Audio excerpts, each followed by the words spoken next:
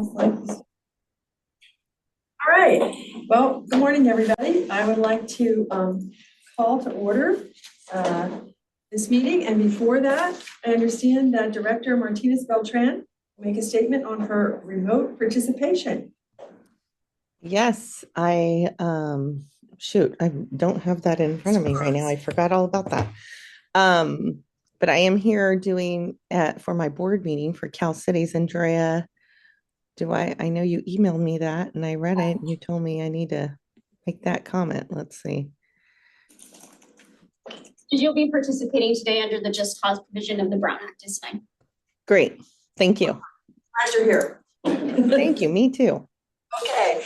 All right. Well, next is roll call. Thank you. Chair Showalter. Here. Dr. Tyson. Here. Dr. Klein. Here. Dr. Meadows. Here. And Dr. Martinez Beltran. Here. Thank you. All committee members are present. Excellent. All right. So now we move on to public comment on matters not listed on the agenda. So the public may provide comments on any matter not listed on the agenda, provided it is within the subject matter jurisdiction of SVCE. Speakers are customarily limited to 3 minutes. Do we have any public speakers for public? Yes, we do. Yeah, well, welcome. Thank you so much. Bruce County. Happy birthday +2. Carbon-Free Mountain View participated in the Mountain View Birthday Arbor Day Festival. And we had a lot of interest in some postcards that we asked people to fill out to the BACMED Board of Directors. And so I'm going to share our postcard with all of you and potentially with staff as well, if you would pass these around. There's space on the front to write a very brief personal note about why you support the adoption of Rule 9.6 with limited exceptions, and then sign it and put in your community and send it on off. The board meeting is May 6th. And Mountain View's, is he Vice Mayor Chris Clark, or is he? Yeah. Yes, Vice Mayor Chris Clark has taken Margaret Abe Koga's place on the BACMED board. And so I'll be getting on a call with him at 2 o'clock, along with Dash Leeds and Rod Sinks and others, to try to help him, or to make sure we understand that he understands how important an affirmative vote is on 9/6 to keep moving things forward. If anyone would like to make multiple copies of this postcard, just send me an email and I will send you the file, and you can print as many as you want.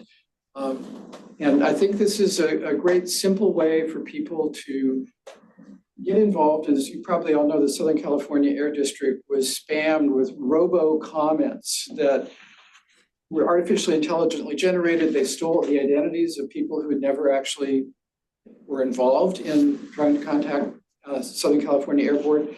And so we thought that postcards with actual ink on them might be the right approach in this strange day and age we're living in. So thank you for the opportunity to share this. Yeah, thank you. Thanks for doing that. Okay. And no additional public comments. All right, no one is on Zoom. All right. That brings us to our consent calendar. That's an action item. We have 2 items on that. Are there any, is there any public comment on the calendar? Okay, so any comments with members? I move we accept the consent calendar. Second. Okay, so we have a motion and a second. All in favor? I want to do a roll. Oh, that's right, Because because, of that. excellent. Thank you. Chair Showalter. Yes. Dr. Klein. Yes. Tyson. Yes. Meadows. Yes. Martinez Beltran. Aye. Unanimously. Excellent. All right. Now we move on to the regular calendar. The first item is the CEO update, which is a discussion item.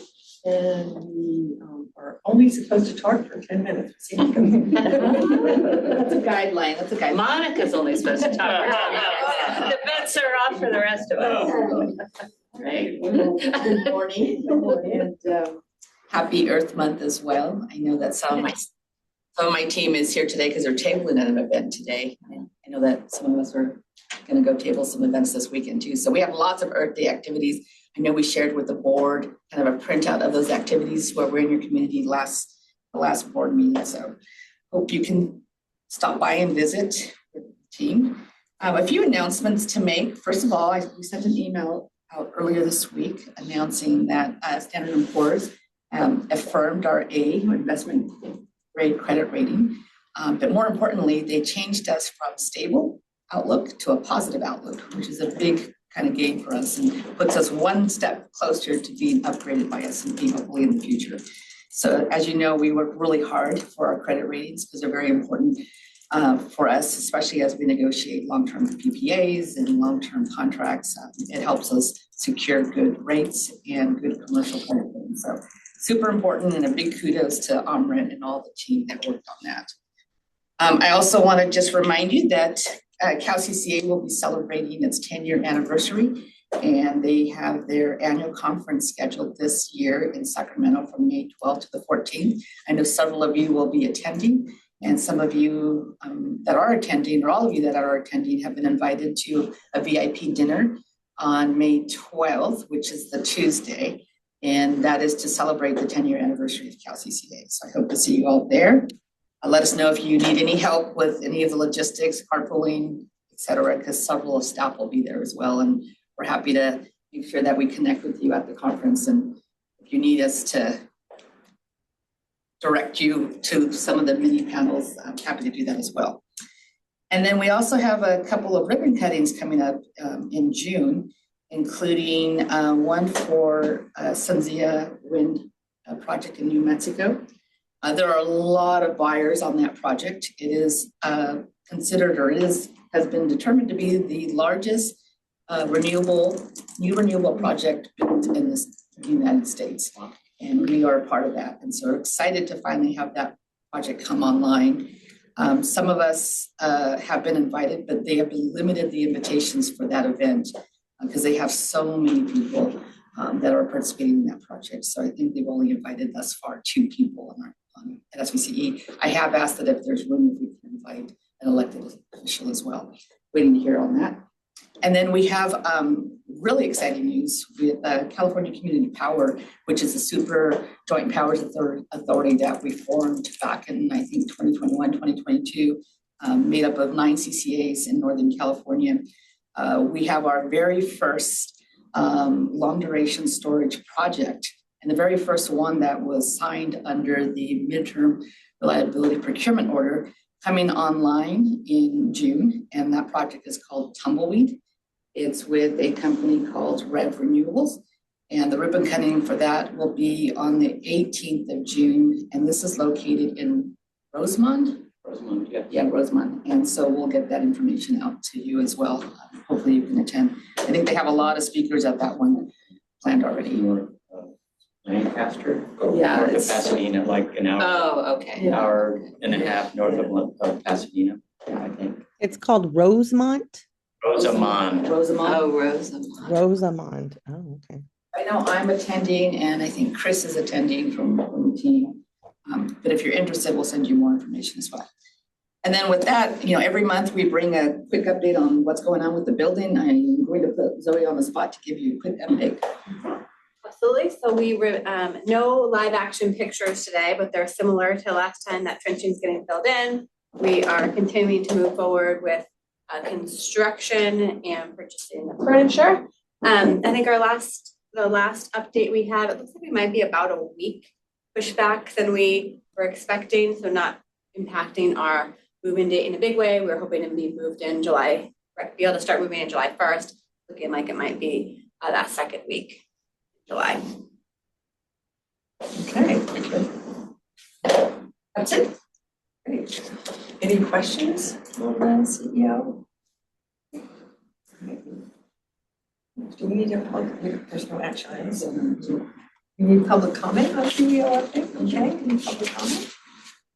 None online. All right. And I already asked about questions. Okay, so then we move on to item 3.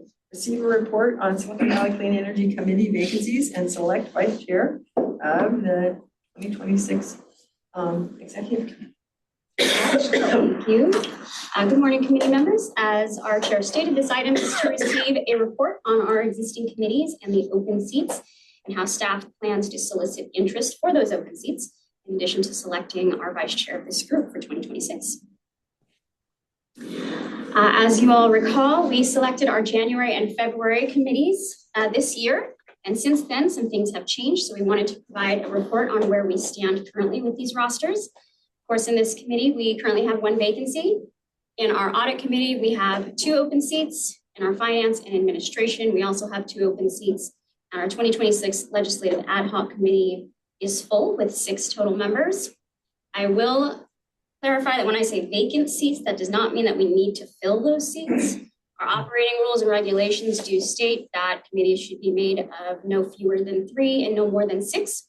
And so these check all the boxes here. However, staff has received informally some interest from board members. And so we felt it would be appropriate to open up that interest to all of our board members and see if they would like to join one of these committees if they weren't able to previously.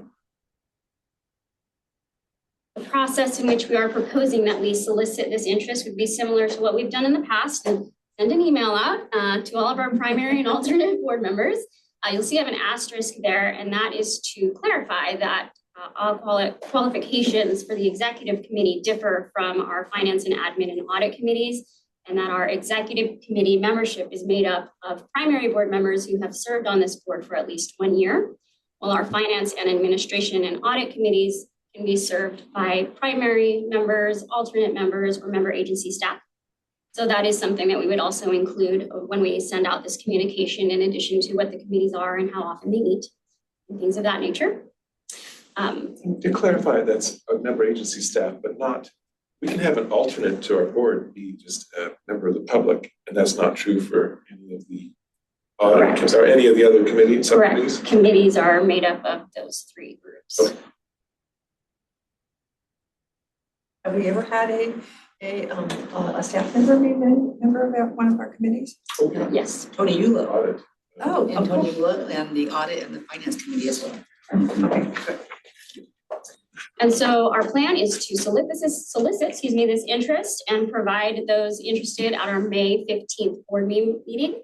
And this is just a reminder, this is a special board meeting that is a Friday morning. And so I still need to reconfirm that we will have a quorum. We are optimistic that this meeting will happen, and our plan is to have these committees then reviewed and approved at that meeting using our standard voting process, which is to present the people who have previously expressed interest, open the floor for anybody who would like to express interest at the meeting, allow those to provide statements, and then do a vote by name if there's more than 1 person interested in a seat. You'll see here there's an additional option specific to the executive committee, and that would be to reconstitute the nominating ad hoc committee that is made up of our board chair, mine, and our committee chair, Director Showalter, to recommend to the board whom should fill that 6th seat in this group. The alternative would be to treat all of the committees the same, in that we just present who expresses interest, and then we would just take a vote without a formal recommendation for that 6th seat in this group.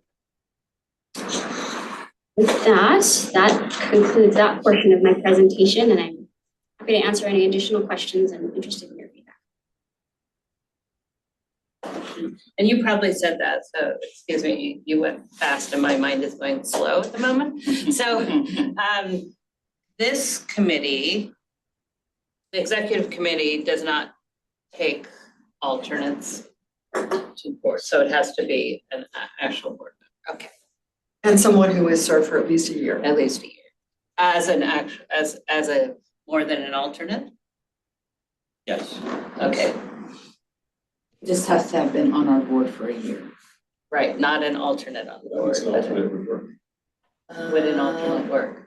No, because you have to be a primary to be on the. That's what- executive committee. Okay, So like in the case of Maria, she's That's what I'm- been an alternate for over a year. Yes. And she's she can't be on the executive committee because she's on a primary.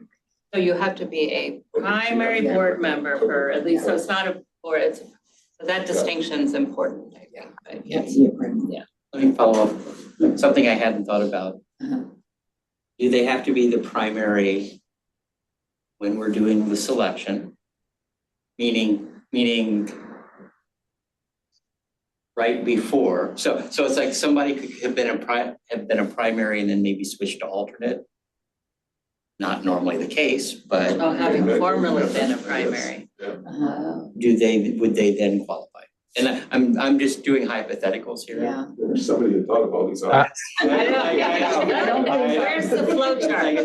Our operating rules and regulations are not that. Yeah. Fine, not that. Basically just says must be a Granular. It's primary. all, I just hadn't thought, it's like, Yeah. it's always when you start doing the hypotheticals, it's Yeah. like, oh yeah, Yeah. they're alternate now, but they used to be primary and anyhow, okay, no, I'm fine, thank you. So then another question would be, depending on what we decide to do about the executive committee vacancy, if we decide to fill it, we could actually wait until we decide who's appointed and then. So for the vice chair, sorry, I left that part out. So we don't necessarily, or this is a question, do we have to appoint a vice chair today if we decide that we're going to fill the vacant spot on the executive committee? So that's, as we discussed, that's another. Yeah, we don't need to fill the vice chair. I mean, it is nice to have a vice chair in case the chair can't fulfill his or her responsibilities, but we don't have to. There's nothing that says we have to. Yeah. I know we have a couple of questions there as well. Okay, so maybe to see the questions would be good. I just wanted to ask if you could repeat, Andrea, I didn't hear part of it. You said there were 3 groups. There was the primary, or there was the board members, there was staff, and what was the third group? Primary board members, so primary board members, alternates, or member agency staff. Okay. Thank you. And Michael, you have your hand up? Just wanted to confirm the operating rules are not specific as to whether the year of board service required for the executive committee is a full board member or an alternate board member.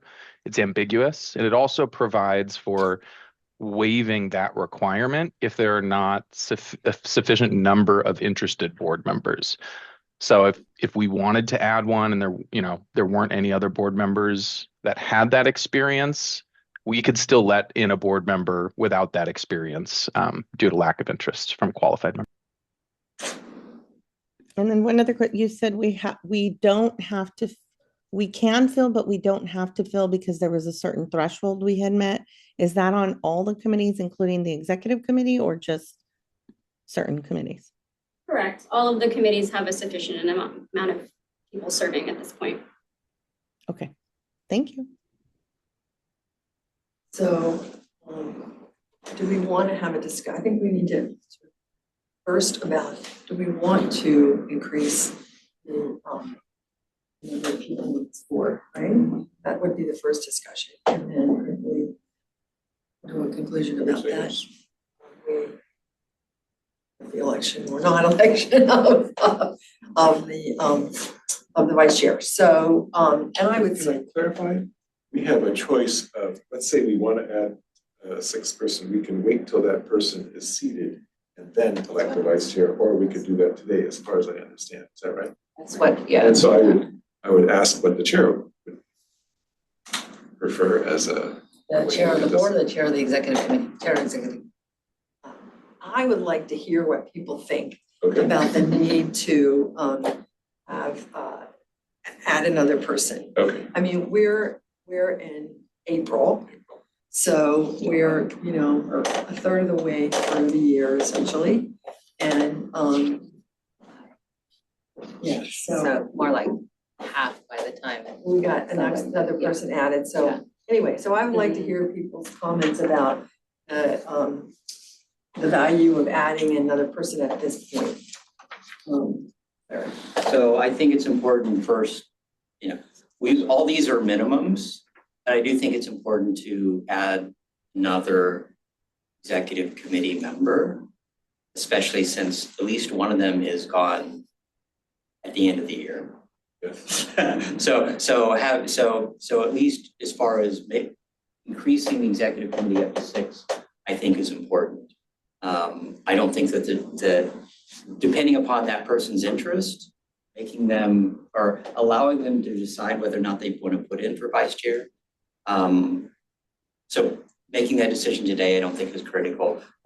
If they're interested, great, but a month from now, deciding on a vice chair to me is important. And then as far as all the other subcommittees, I think it's good to open up to see if people, since we've had some people drop off, because this organization is so complex that the more, even if you're starting in April or May, it's like the sooner you get exposed to all the information and support. So I think, opening it up for all these committees is critical, and adding that sixth person, especially from an executive committee standpoint, I do think is important.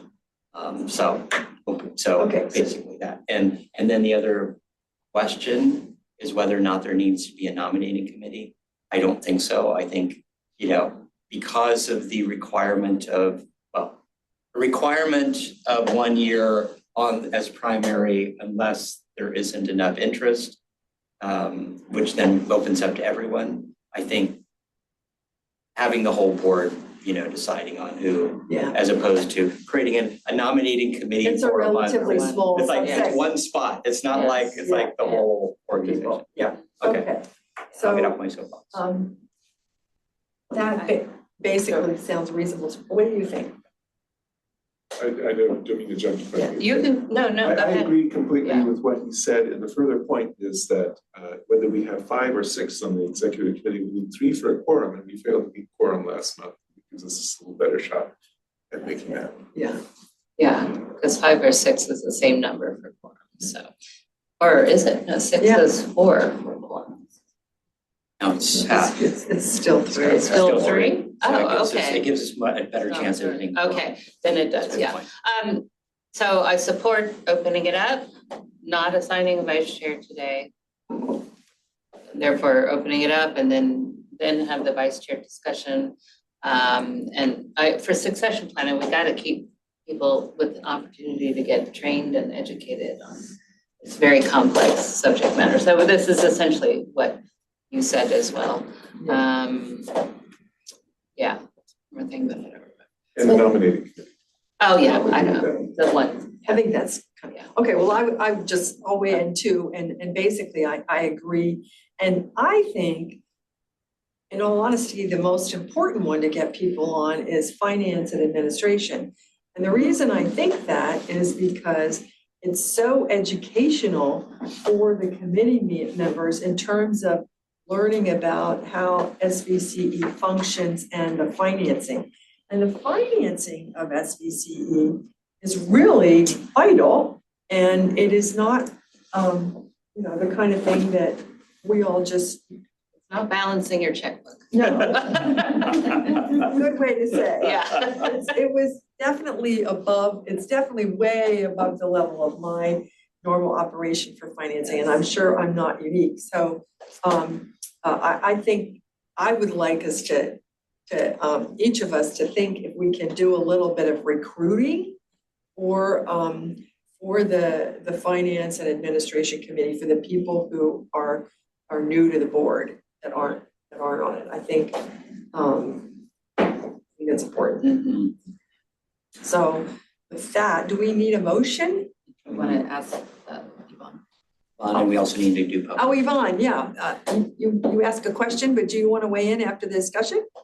Yeah, I mean, I agree. I think we should open it up. The more people that we get exposed and exposure to and give the opportunity to, I think that's kind of always the best way for us to move. So I think on all of them, I don't know if we'll, I'm certainly happy to try and recruit for these as well, but I think it's a good opportunity if anybody's interested.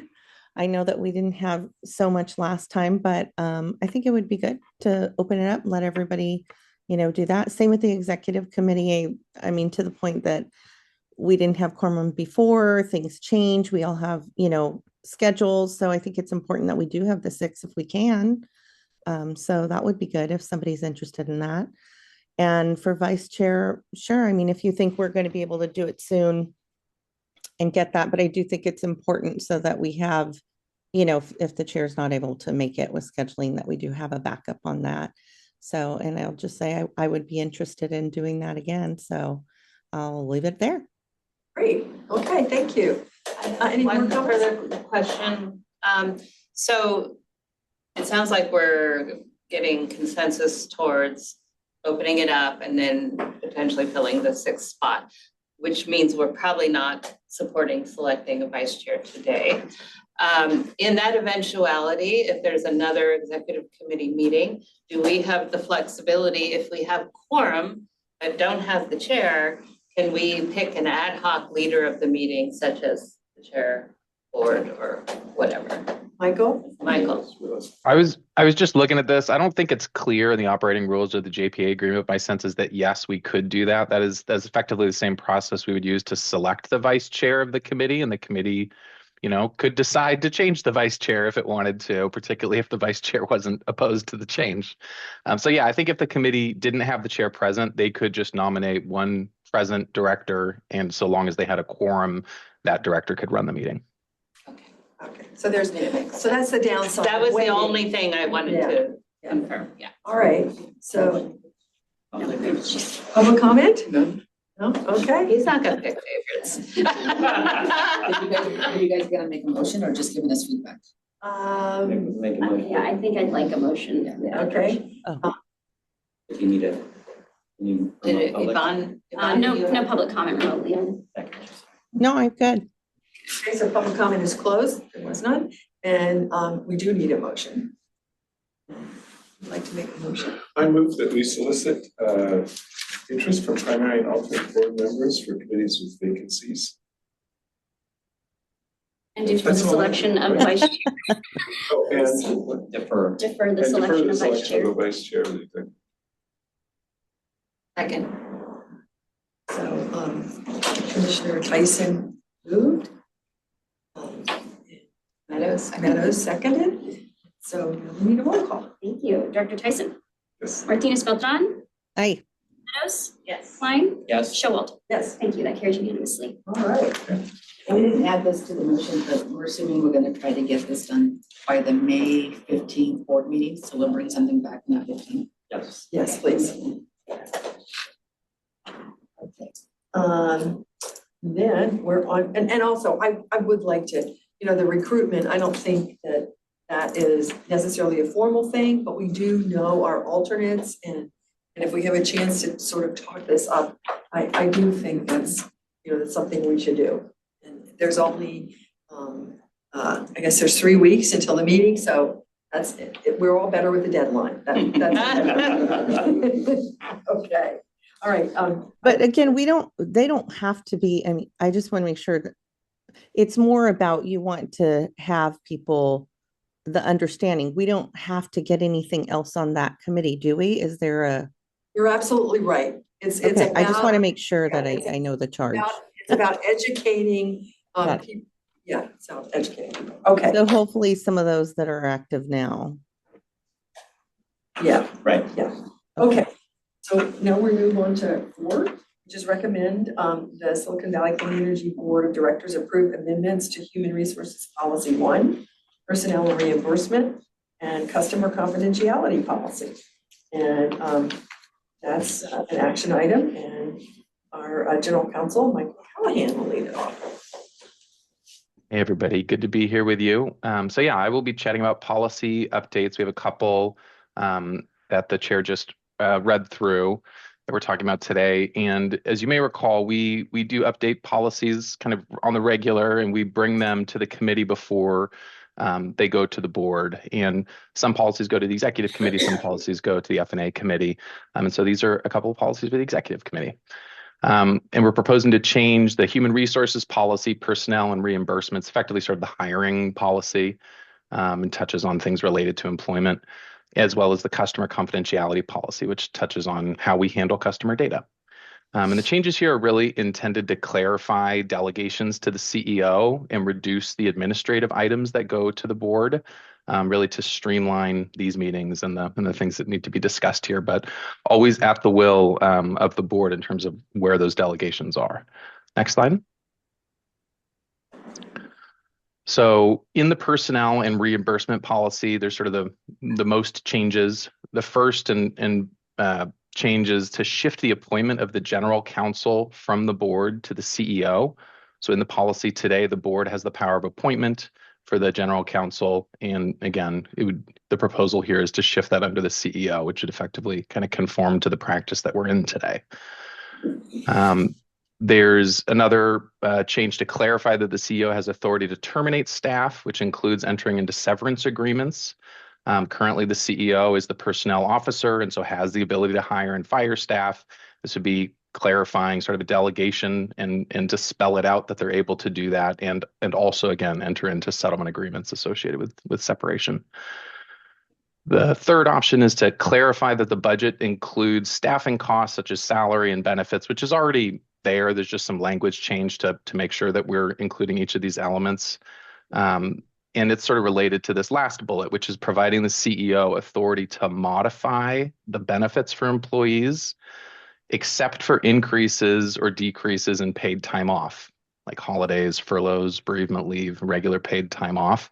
And those changes still have to be within the budget. And so those are the four pieces for the personnel and reimbursement. Mike? Yeah. I have a question because I looked at the verbiage here about the settlement or severance agreement. I believe it's still subject to the CEO spending authority. So it doesn't say anything about that. So, I mean, we're giving the CEO the ability to negotiate a severance. And so it could be a $8 million severance, or it could be limited to whatever you're spending. Is that Right, how it that works? was the assumption, it'd be limited to my spending authority. Yeah, so then that's fine. And we can make that clear in the policy. The spending authority is technically under a purchasing policy, so it relates more to sort of vendor spend and that type of thing. So I think that's something that we could add and make clear before we bring this to the board. We didn't want to put something in there like up to $8 million because that's probably not a good thing. You want to So it's a very poor example on my part. We can add a limit there. Happy to move on to the next slide unless anybody else has questions on this one. I do have questions. Like at the city, we have 3 council appointees. The city manager, the clerk, and the attorney. And at SVCE, we essentially have one, the CEO. And is that standard practice throughout CCAs or throughout utilities?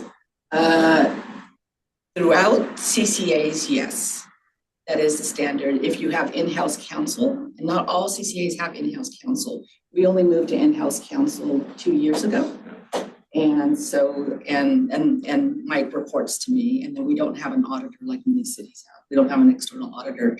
But before we had in-house counsel, we had outside general counsel.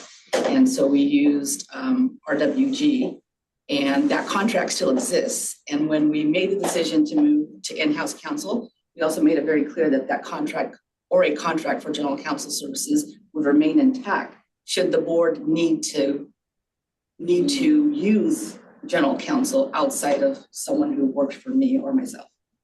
And let me add, that came up when we were negotiating a new contract with Monica, that we hired an external counsel rather than asking Michael to decide what the terms of her contract would be.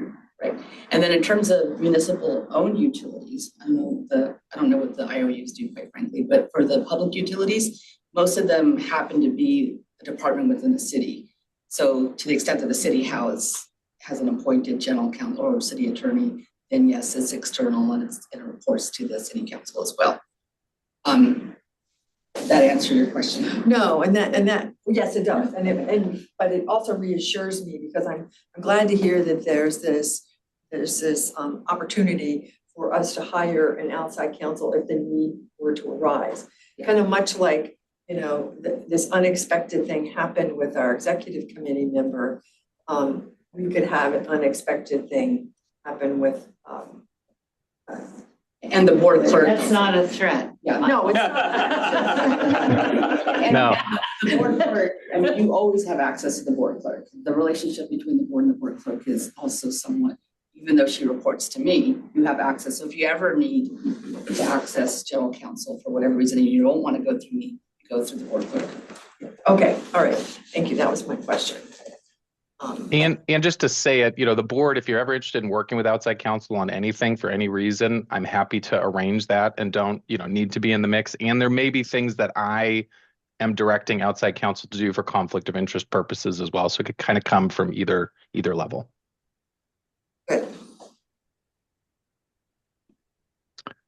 So the next policy we're proposing to change is the customer confidentiality policy. Here, we're really changing one big thing. It's right now in the policy, there's a default retention period for customer data for 5 years, unless it's required by sort of law or other purposes. But the reality is that we need this data for load forecasting over a longer period than that. We use it for other business purposes like customer programs, planning and deployment and evaluations. It helps set baselines for things. And so, we need this data. It helps us manage our risks well. It helps us buy the right amount of energy and budget properly. And so we're adjusting that to be that we will retain the data effectively, for the duration that we need it, unless required by law. So it's sort of switching that 5-year period to making it, sort of as needed for business needs. That's sort of the big substantive change. We're also removing a reference to the data hive, which we no longer have available. Next slide. And so the recommendation is that executive committee recommend the board adopt the changes that are proposed here to the personnel and reimbursement and the customer confidentiality policies. And the next step in the process would be for us to bring it to the board. Great.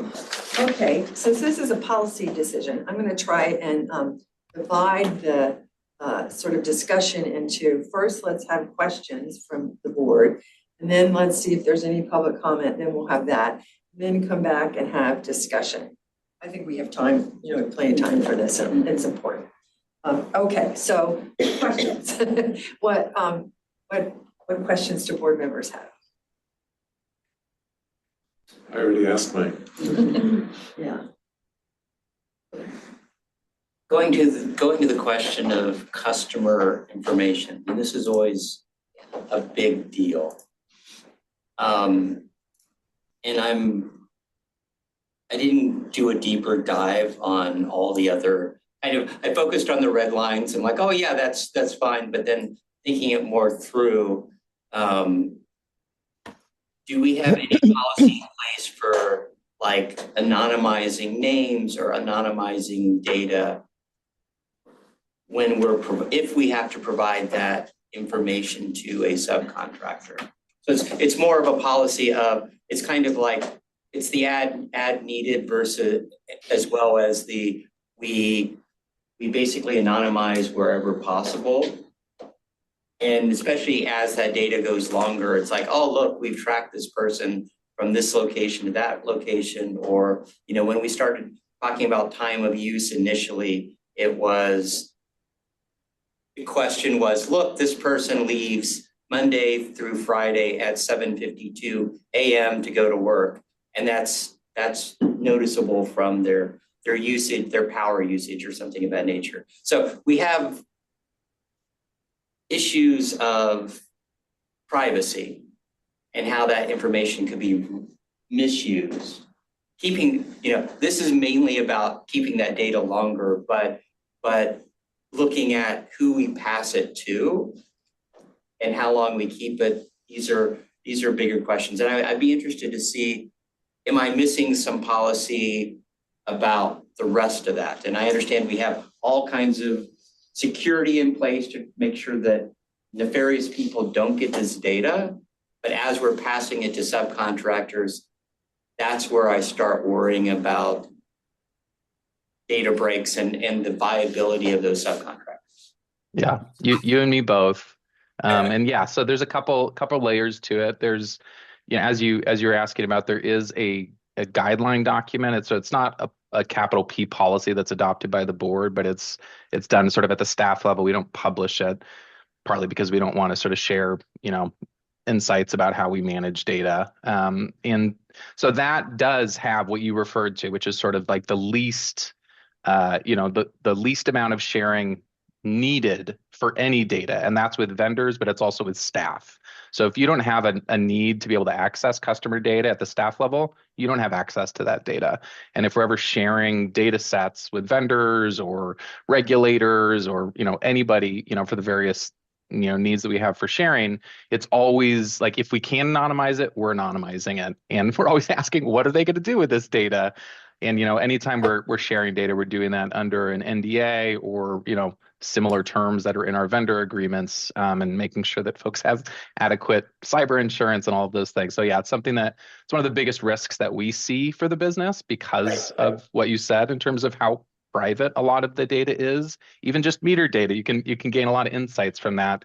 And we don't necessarily have it at that minute by minute granularity, but regardless, it is very sensitive data that we take seriously. And so yeah, there are those layers that we take to approach, in addition to all the cybersecurity tools and things we have in place. Okay, and from the big, Sorry, do you want to add what the CPUC requires us to do as well from a confidentiality standpoint and data security? Yeah, we're under an NDA with PG&E that's sort of governed by the CPUC's data privacy rules. And, that requires us to do the things that we would do anyway in terms of protecting the data with our contracts. There's also a customer data sort of audit and reporting obligation we have to the PUC to the extent any of that meter data gets out. And so, it's something that we take seriously. It's something the state takes seriously and are kind of watching us on as well. okay, and just, I'm happy with the general big P policy description. I just worry, and maybe just a nice thing for a future policy change might be, a general, we try maintaining the privacy of our, and maybe it's here somewhere, the privacy and anonymity of that data whenever whoever has access to it. And just a general statement would make me feel a little bit better. And I understand staff is doing that from the small P policy internal, but stated somewhere in our general policy, that has value. And Definitely. whether or not it's elsewhere here or whether or not you think it has value, directing you to add that as part of the policy now as a high level umbrella would be useful. Yeah, and I think I appreciate that recommendation. We will definitely look at the policy with that eye. I think there is some of the spirit of that in the language today, but I think if it's not abundantly clear, adding that does not impair us in any way and would be good to communicate because this is a public facing policy. Right, and that's the only reason I'm bringing it up. It wasn't the focus for today, but I do think that's important. I'll get off. Appreciate that. I'll just to tag on to that, I see, the date, this is less than 4 years since this was revised last in October 22 and 2022. And, just how we think about data today versus that, not quite 4 years ago. Think about a couple years from now. So I completely support including the gist of the importance of the privacy of data. Only going to get worse. Sorry. Well, I had a question, but you kind of answered it, which was basically, are there standard practices? And clearly, the NDA with PG&E must function as a standard practice. And I presume that, or would it be right to say that that those practices are updated to kind of keep up with shifts in the technology? So is the NDA something that is a static document that hasn't changed in a long time, or is it being? I'm going to refer to Justin on the NDA with PG&E. Yeah, go ahead, Mike. The NDA with PG&E has been pretty static. And ultimately the data the data is either in the line of confidential or not, and then you either have to protect it or not. And in terms of what's changing over time, a lot of it really is sort of the technology around it, the approaches, Yeah. the operational approaches to protecting it. And so absolutely, we have a team that's grown significantly recently that does do that. And I think we've brought in a lot of expertise on that team that helps us kind of keep a finger on the pulse there. There are some new things that come up in NDAs. Recently I'm looking at terms where people don't want us to put any of their sensitive data into an AI tool because they don't want, that to be used to train the model, and then their sensitive data is available. It's, you hear this issue generally about people, don't put your private information in your chat GPT. And so I think it's going to evolve to some degree on the NDA side, but at the end of the day, it's really what is confidential and that you cannot release it and you can only use it for these prescribed purposes. And that doesn't shift a lot based on kind of what's happening out there. Thank you. Okay. All right. So I think that ends the question part. Let's go to public comment. Do we have any public comment? Pat, I had a few questions. If Oh, that's I'm okay. sorry. I didn't see. Did you raise your hand? You I couldn't. I didn't raise my hand. That's okay. What is your question? So I just wanted to, I wanted to clarify on one. It said for Monica that she would have, I thought, don't you already have authority to terminate staff? Is that just leading up to the severance to clarify? I do, but our general counsel felt it would be better if it was explicitly stated in the policy, the personnel policy, that I have the authority. It says I have the authority to manage staff, which means hiring and firing. Okay, great. And then as far as I know, we talked about the deadline or the guidelines on the severance. Is that explicit as well? Or is it really just staying within those bounds of the budgeting and your authority for the certain amount that Michael was talking about, like we use for vendors or things like that? Yeah, it's not explicit. The dollar amount is not explicit, right? Okay. But I have authority only to spend in general contracting up to $250,000 per year, right? So that would be the same kind of control that I put on myself. But as Mike mentioned, we could be more explicit. We just don't want to be overly prescriptive so that it changes kind of the nature of how you structure severance packages. If you lay out exactly what I can do or up to what I can do, that you don't want to do that. Okay.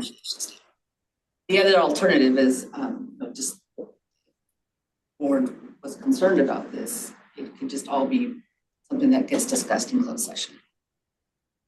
Okay, great.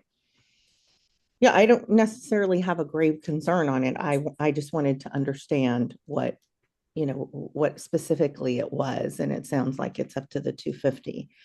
And then the last one was what benefits could be modified. It talks about modified benefits within budget. Does that mean everything or? So the general benefits that we provide staff are healthcare benefits and some tuition and training type reimbursements, travel training type stuff. And so all of that gets laid out in the budget when Omrit brings the budget to the board for approval. But there's no specific line item that says, this is how much we're going to pay for dentists and this is how much we're going to pay for vision and for medical. Or we just have this personnel line item that includes all of salaries and all of the benefits. And so sometimes though, like last year, we decided to increase the premium for our employees because we were finding that we were way behind on premiums for medical benefits. And so we brought that to the board. We had to have kind of like a special meeting to do it because from an operational standpoint, we needed to make a decision really fast for open enrollment. So it's basically stating that I have the ability to make those decisions within the budget that we set aside for the personnel. Now, where I think it's not prudent to give me the blanket authority is to increase or decrease, for that matter, paid time off or time that people take off, because that goes directly to productivity. Right? And I think that's something that's more at the level of the board should determine whether we should give employees 60 days off a year versus what our current practice is, which is 11 or 12, right? Because there's something that just should reside with the board, quite frankly. Okay, well, thank you. That makes a lot of sense. So especially, the premiums went up and everybody was facing that this year. And like you said, there were certainly quick deadlines and turnarounds we had to do. So thank you. Appreciate it. And I just have a follow-up comment more than anything else.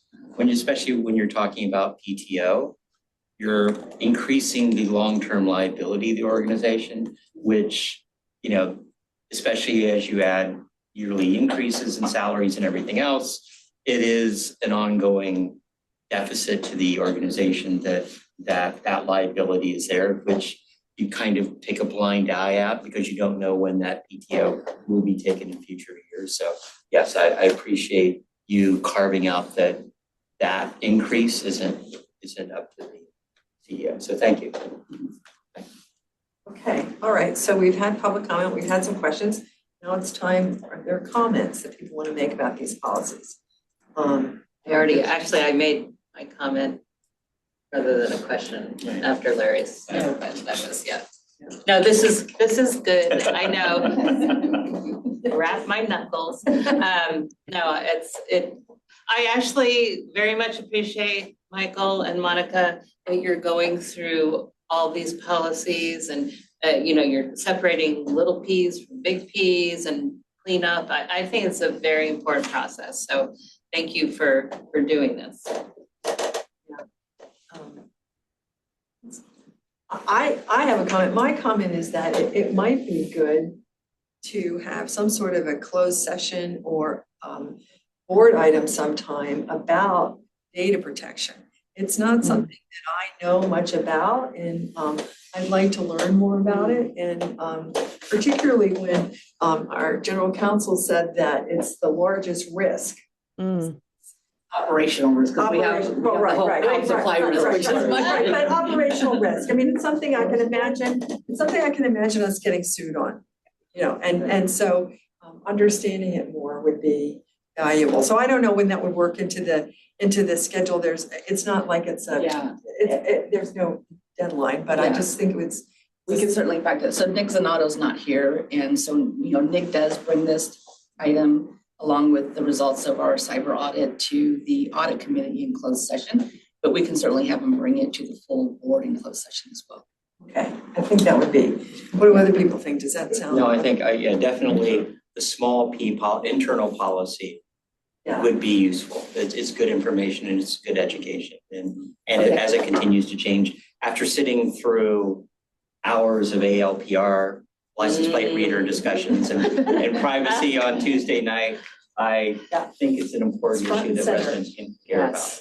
Yes, broad impact. Yes. Okay. Yes. So we this is an action item, so we need to have a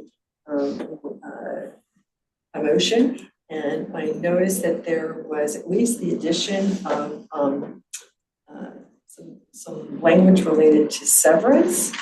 And is there any other suggestion that was made? It was the language related to severance and the statement about generally protecting customer privacy. That's really important. I don't. So those were the two changes from what was presented to us, and so I would appreciate it if the maker of the motion would include those.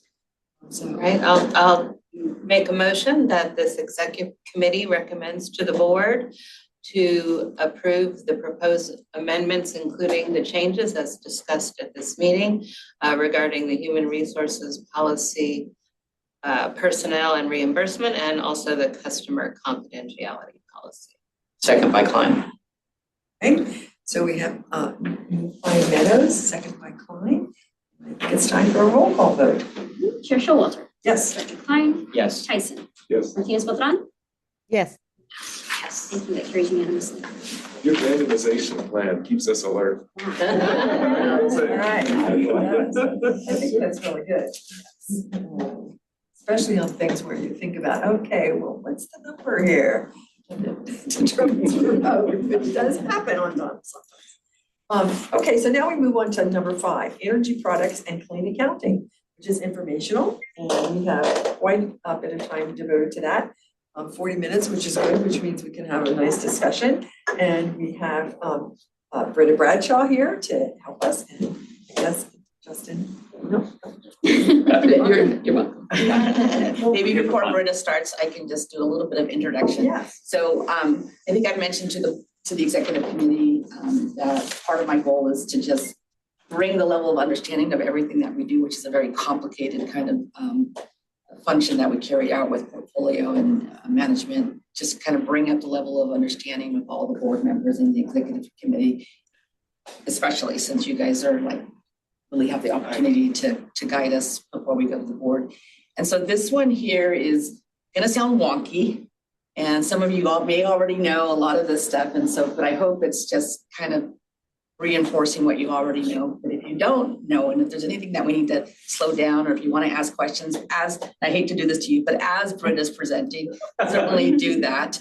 But really the goal here is to be very transparent about how we define clean and what we're buying and what our goals are. And because I think that's an important discussion to have, is that not everybody understands what clean energy is. And then when you get down to several layers, it becomes even more complicated. And so this is an educational piece, and I hope that if you think there's benefit to bring something like this to the board, that we would do that as well. So with that, I'll hand it over to Britta. Great. All right, thank you. Yeah, I'm excited to chat with you today about our energy products and clean accounting.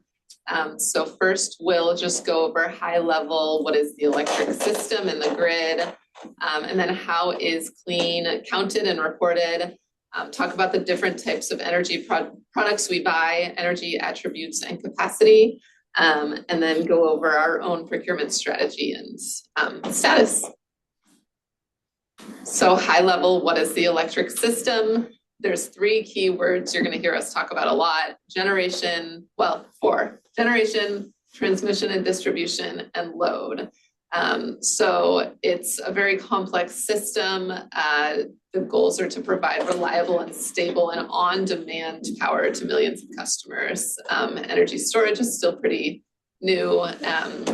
So it's a complicated structure to meet customer demand every minute of every day. So energy is generated by power plants, and that's everything you know: hydroelectric, natural gas, coal, solar, and wind. That's the generation. Then it's transmitted across the transmission and distribution system. We call that sort of the poles and the wires. And then it goes to serve load. And so that's our customers turning on their lights, their computers, their ovens, and all their electrical appliances. And so what is SVCE's role in all of this? We are the generation provider. So we sign those contracts for clean power plants and renewable resources as they're generated. They're then put onto the grid, and the grid is managed in our territory by PG&E. And then from the grid, they are delivered to our customers. We play that generation piece. So talking about the grid and the electrons that we're putting onto it. So the grid is like an electron pool. All the generation resources that are added onto the grid are blended together. So we need kind of a complicated system to account for those electrons because everything is really being pulled together. We're putting clean electrons onto the grid, but natural gas facilities and other conventional energy are also putting energy onto the grid. And our customers are getting energy from that grid, but not necessarily from us, just from the pool of everything that's been provided. So how does the power flow, and how do we track attributes? How do we account for those electrons that we put on the grid on behalf of our customers?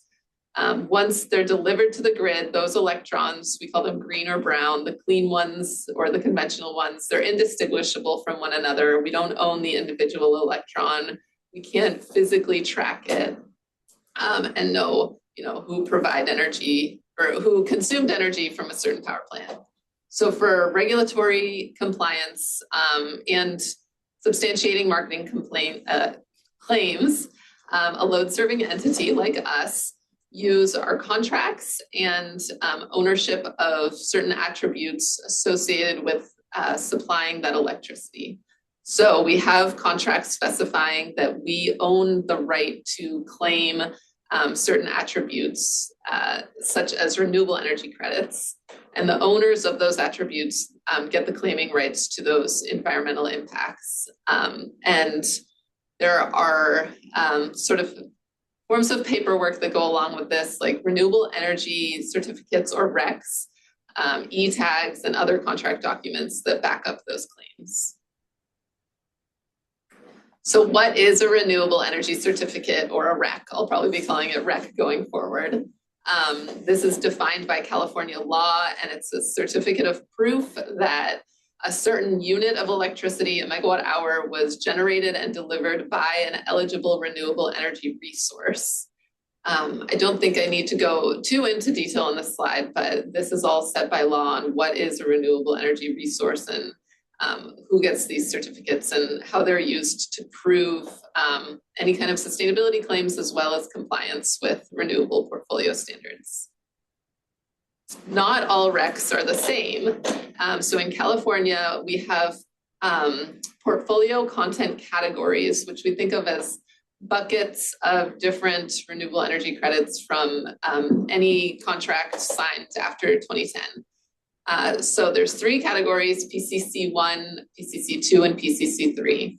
I have a question. Can we back up a little bit? Yes, sorry. Okay, on this certificate, I see that it has megawatts and it has pounds of carbon presumably removed. So who decides that?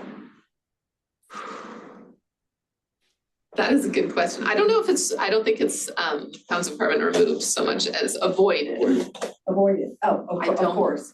Yeah. I don't know Who decides? Oh, Probably okay. a fixed ratio. It's a fixed, yeah, it's, for the purpose of the REC, it's somewhat indifferent. They don't treat emissions associated with any of the products differently, but for the purpose of the power content label, there is an emission factor that gets from renewables, such as geothermal. So, Okay. That has. yeah, and that's determined by CARB.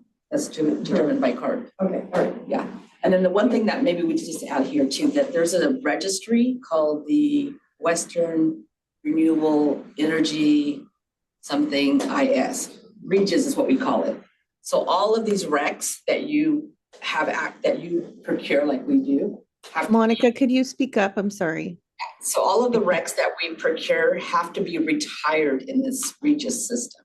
So that not 2 people can count the same REC ever. Okay.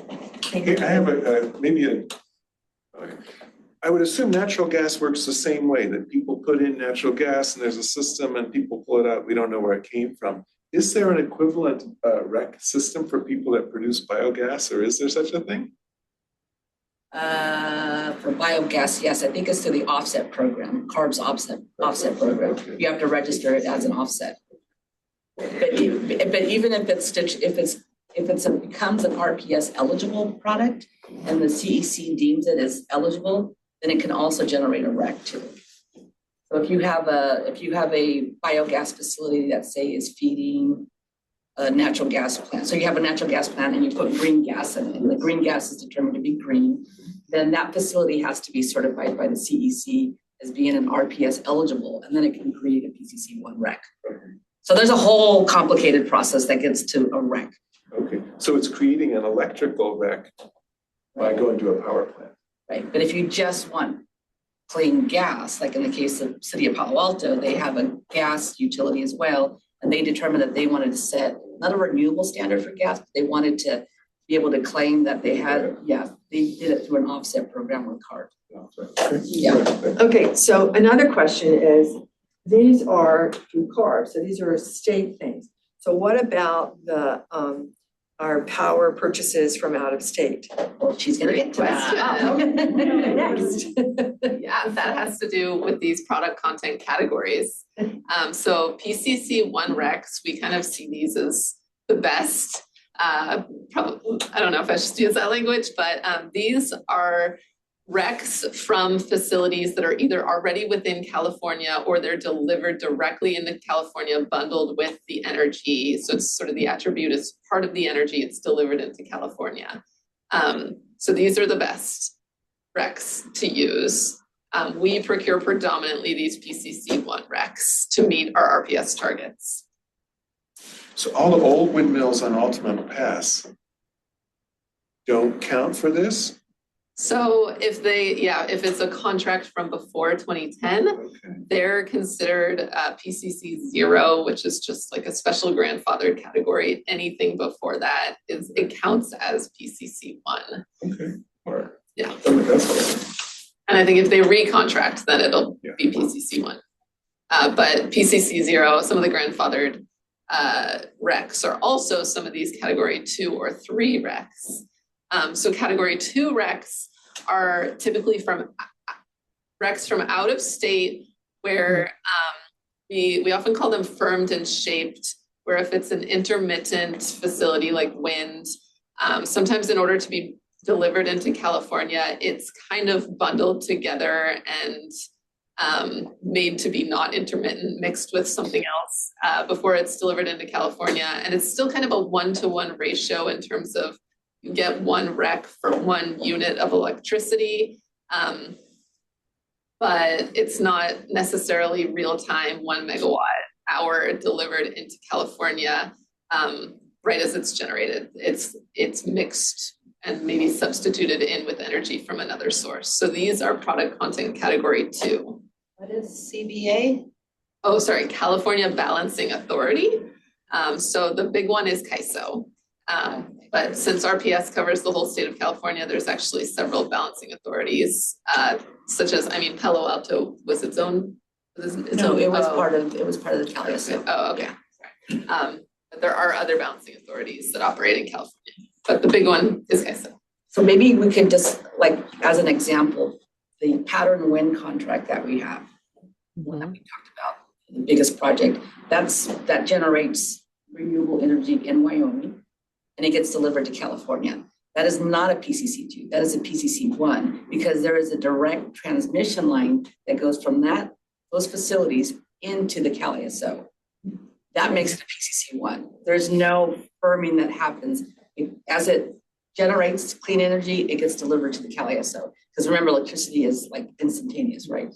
So, but if that resource didn't have a direct line, a direct transmission line into the CAISO, and it generated, and then the contractor or the supplier that we contracted with had the opportunity, had the requirement to deliver the same amount of energy in to us, they would have opportunities to mix it with other things.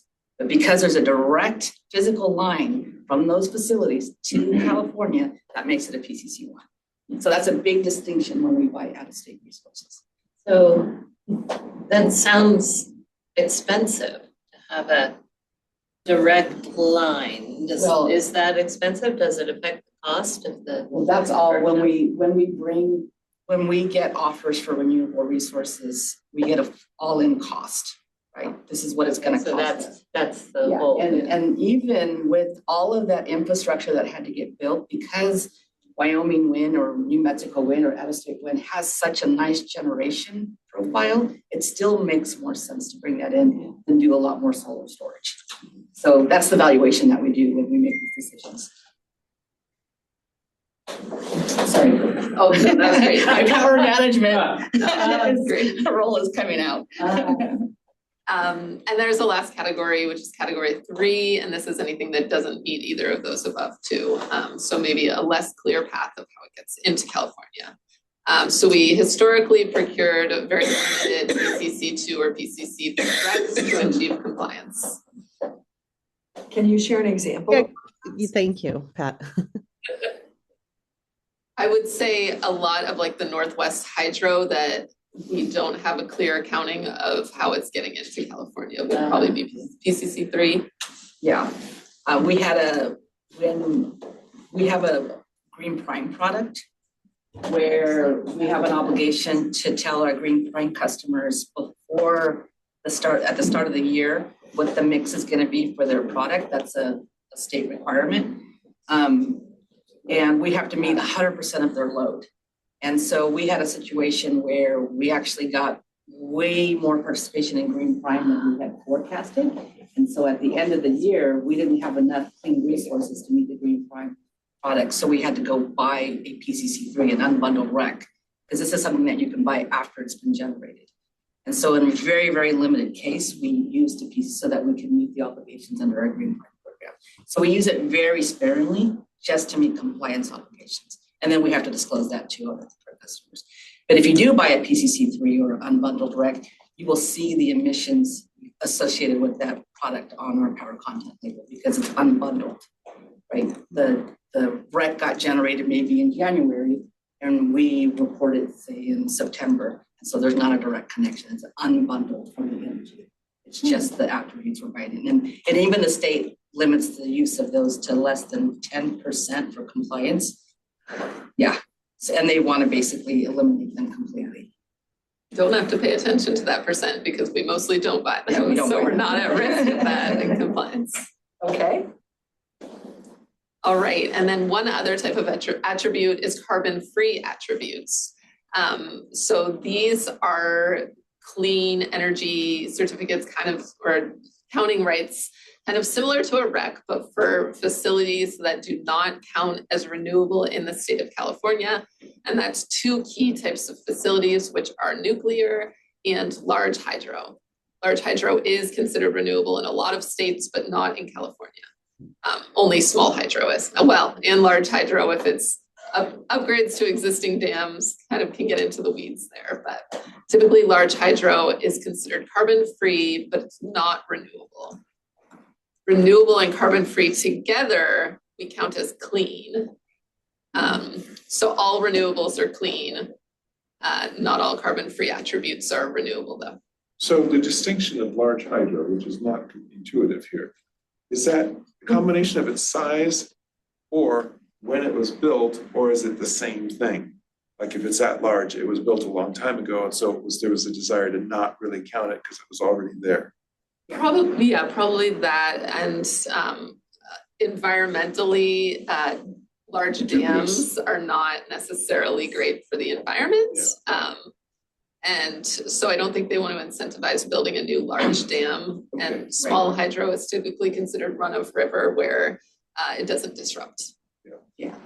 That's so interesting that it's really an overlay of the environmental sustainability of the technology itself that differentiates between RPS and carbon-free. I had no contact. Part of it is technology, and a lot of it is politics. When these rules politics. All right. And quite frankly, the labor had a big hand in this distinction between PCC1 and PCC2 and PCC3, because labor was very much motivated to make sure that the state of California was building new resources in California. And that's why there's such an emphasis on PCC1 products. Sally. So there's a lot of history about how California's renewable standard was put in place. Okay, yeah, and water is just replete with politics, but yeah. But yeah. What can you give me an example of a small hydro facility that we would have heard of? Yeah, it's typically 25 megawatts, right? Or less, yeah. Or less. Is it 25 or 20? It's 25, I think. But I can tell you personally of an example. So we had a facility when I was at Palo Alto in Calaveras County that was owned by several cities. And it's large hydro. It's Calaveras. I think it generates like 250 megawatts. That's the capacity. But we were able to put small little turbines on some of the inlets on the creeks.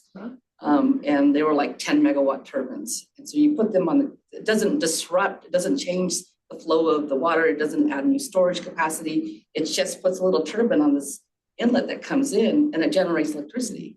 That's a really good application for renewable resources, right? If you're not damming anything up new. And so that way they were able to count all the renewable from that. We also have here at SVCE, we have a contract with the Western Area Power Administration where we get a share of the large hydro that gets generated from that facility. The majority of it, of Central Valley Project, does not count towards renewable. It's all large hydro, right? Yeah. But they have small installations of turbines throughout their system. Right. They're very long, expansive, and we get to count those very few RPS recs from that facility too. For us, it's very, very, like less than 1% of our needs, but we count it.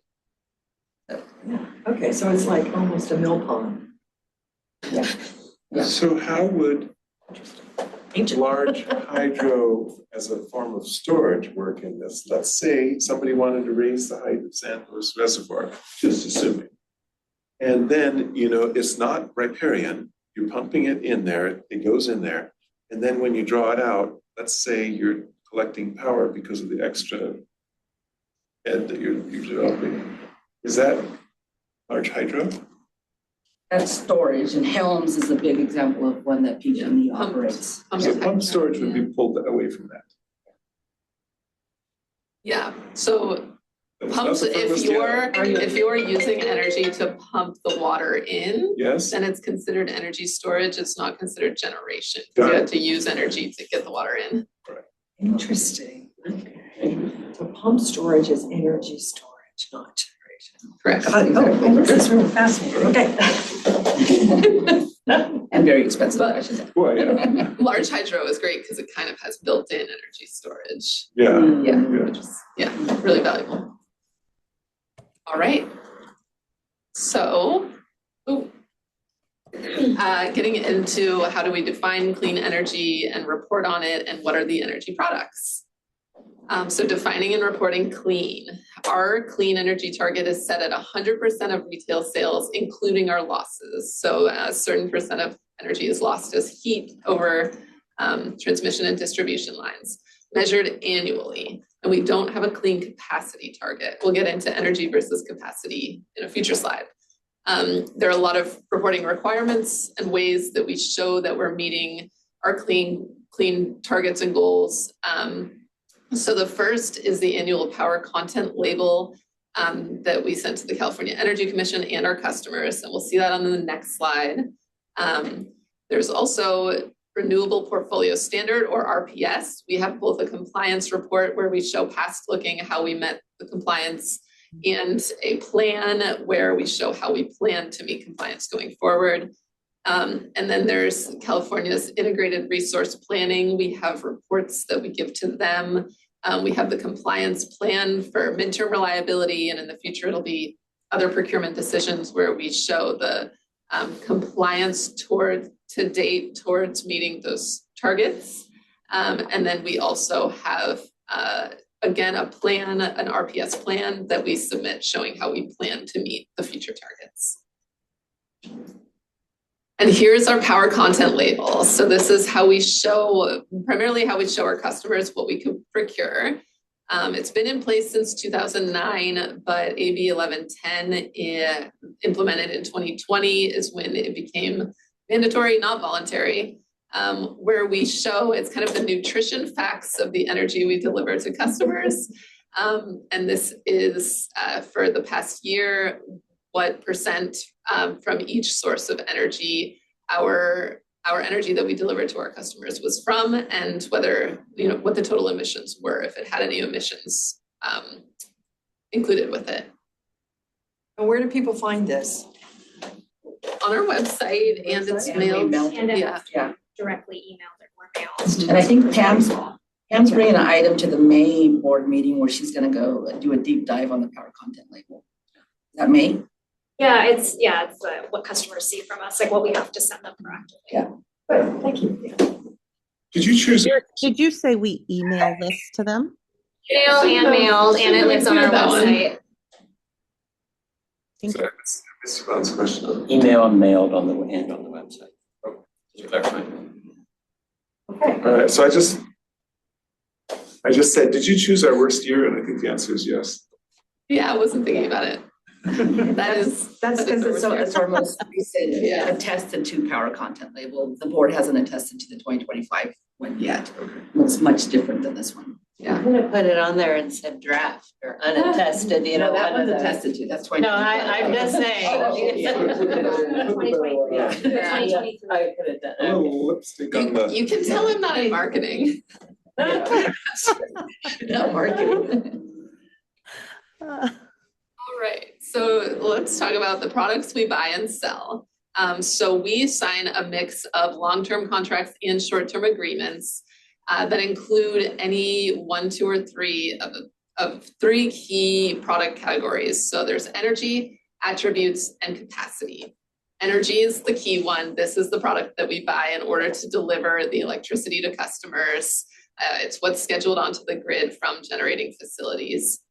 Attributes often come along with the energy, and they are the product that we just talked about, the RECs, or the carbon-free attribute, that's provided for every megawatt hour of energy generated. And they're used to measure and account for our clean energy generation, to meet state mandates and to meet our own targets. And so these energy and attributes together comprise clean energy, basically. These are the products that we use to show that. Capacity is a third product, and you'll hear the phrase RA, which is resource adequacy. That's the primary capacity product. And this is a market product where every load serving entity in California is required to sign a certain amount of these contracts, where we're basically paying a power plant, a generator, just to exist and to be available to the market. We're not necessarily buying their energy. Sometimes we'll have an RA contract where we're specifically not buying their energy. RA just means we are paying them to exist and to offer to the grid in case they're needed, in case of a reliability event, if there's a heat wave and everyone turns on their air conditioner, if suddenly Diablo Canyon is down, or any power plant is down and the grid needs more electricity, the state makes sure that we have above and beyond what we expect to need as these signed RA contracts. And so the off-taker of an RA from a generating facility is not necessarily the off-taker of the energy. Mm-hmm. And this is a compliance requirement and doesn't represent the energy we deliver to customers. So clean energy, as I mentioned, it's the combination of the energy and the attributes. The demand for these attributes is largely driven by state laws and regulations. So right now we have an RPS obligation, Renewable Portfolio Standard, which requires us to get those RECs. Starting in 2035, RPS will also require us to include carbon-free. And so then those carbon-free attributes will also be, demand will then also be driven by state requirements. The obligation that every load serving entity has is set based on our share of retail load in an annual megawatt hour basis. Demand is largely driven by state mandates. But there are companies that have sustainability plans. There are load serving entities like us that choose to go above minimum compliance. And so that's also driving some of the demand for these products. Now looking at our SVCE's own procurement strategy and our historical power mix. So we are driven or our strategy when we're procuring is driven again by the regulatory requirements and also by our own board goals. So these first two items up here, SB 100 and SB 350, together are what we consider RPS, Renewable Portfolio Standard. These are the state requirements. SB 100 requires 60% clean energy or renewable energy by 2030, 100% carbon-free by 2045, and that's when we add in that large hydro and nuclear and carbon-free products to help us meet compliance. SB 350 was added on to that to say that at least 65% of that renewable energy must be from long-term contracts, which are defined as anything 10 years or longer. Yes, a question about that. So the 10-year or more contracts are important because stability of supply, is that, what's driving that one? I think it's incentivizing, Monica, I'm curious your thoughts too, but incentivizing more renewable energy to be built in California. So these, generators need long-term contracts in order to be financed. Okay. But SB 350 and SB 100 don't specify between new and existing. They just say renewables. That's when the MTR orders came in, because they're like, wait, we also want you to build a whole bunch of new stuff too. So, okay. Yeah, so the next one here is MTR, which is midterm reliability, and really any procurement mandate under the integrated resource plan through the state is, as Monica said, it's focused on ensuring load serving entities are procuring new build resources to make sure that the state is getting new steel in the ground, renewable resources. And then the last goal that we think about in procurement is our board targets. So our own board target is 100% clean, including the line losses, 75% renewable by 2030 and 100% renewable by 2035. And just to also clarify, the board has never mandated a certain percent of that coming from new or existing resources. It's just clean. More about what I think about when I'm doing procurement. So again, thinking about those requirements, the state RPS and clean targets, the state reliability mandates. I'm also procuring capacity and trying to meet reliability, our board clean targets, and then also our energy risk management policies, which kind of set the guardrails around how we can procure. Our goal is to create a least cost, best fit portfolio to manage risk. And we do that through a mix of short and long-term products. We don't want all long-term or all short-term, and we don't want to lock everything in a single moment of time. And we're looking for price diversity. We have a mix of contracts. Some of our short-term contracts are index price, which means we are going to pay market price sort of in the real-time market versus fixed price, fixed and advanced price contracts, which is all of our long-term contracts and some of our short-term. As Monica said, we want a mix of new and existing resources. We want diversity of resource technologies. We can't have a portfolio that's entirely solar. We also want location diversity and developer and supplier diversity, and that really helps not put all our eggs in one basket. And our hedging strategy is a different overlay on this. So. Yes, so that's in our energy risk management policies, and most of the way that we're hedged is through the contracts that we sign in order to meet just our clean energy, mostly our clean energy goals. Our PPAs, they are fixed price, so they are hedges. And above that, if we find need for additional hedge based on our board energy risk management policy, then we will procure additional hedge products. All right, and this is what our power mix has looked like over time, and what we're not what we're projecting going forward, what we have signed going forward. We still have uncontracted energy that we intentionally don't want to be under contract too far in advance, that we're looking at for 2028 and beyond. But you can see that there is a lot of large hydro in our portfolio, a lot of wind in the earlier years, and we're adding a lot more solar. You can see in 2024, we did have more unspecified power from the grid based on our board adopted decision there to not meet 100% clean in 2024 specifically. So aside from 2024, 100% of our retail sales are met with clean energy. I'll go forward. Where's the large hydro going? Where's it from? No, where's it going? It's disappeared. Oh, so this is what we have currently contracted, I think, and so we will likely, a lot of this is allocations from PG&E, and I think we will likely get more allocations from PG&E, and those have not yet occurred. Yeah, in the early years, we were also buying, in addition from, we didn't start getting allocations until I think like 2022 or 2023 from PG&E, but we have been buying a lot of large hydro from other facilities in California. Yeah. And unfortunately, a lot of other CCAs adopted similar clean policies to us.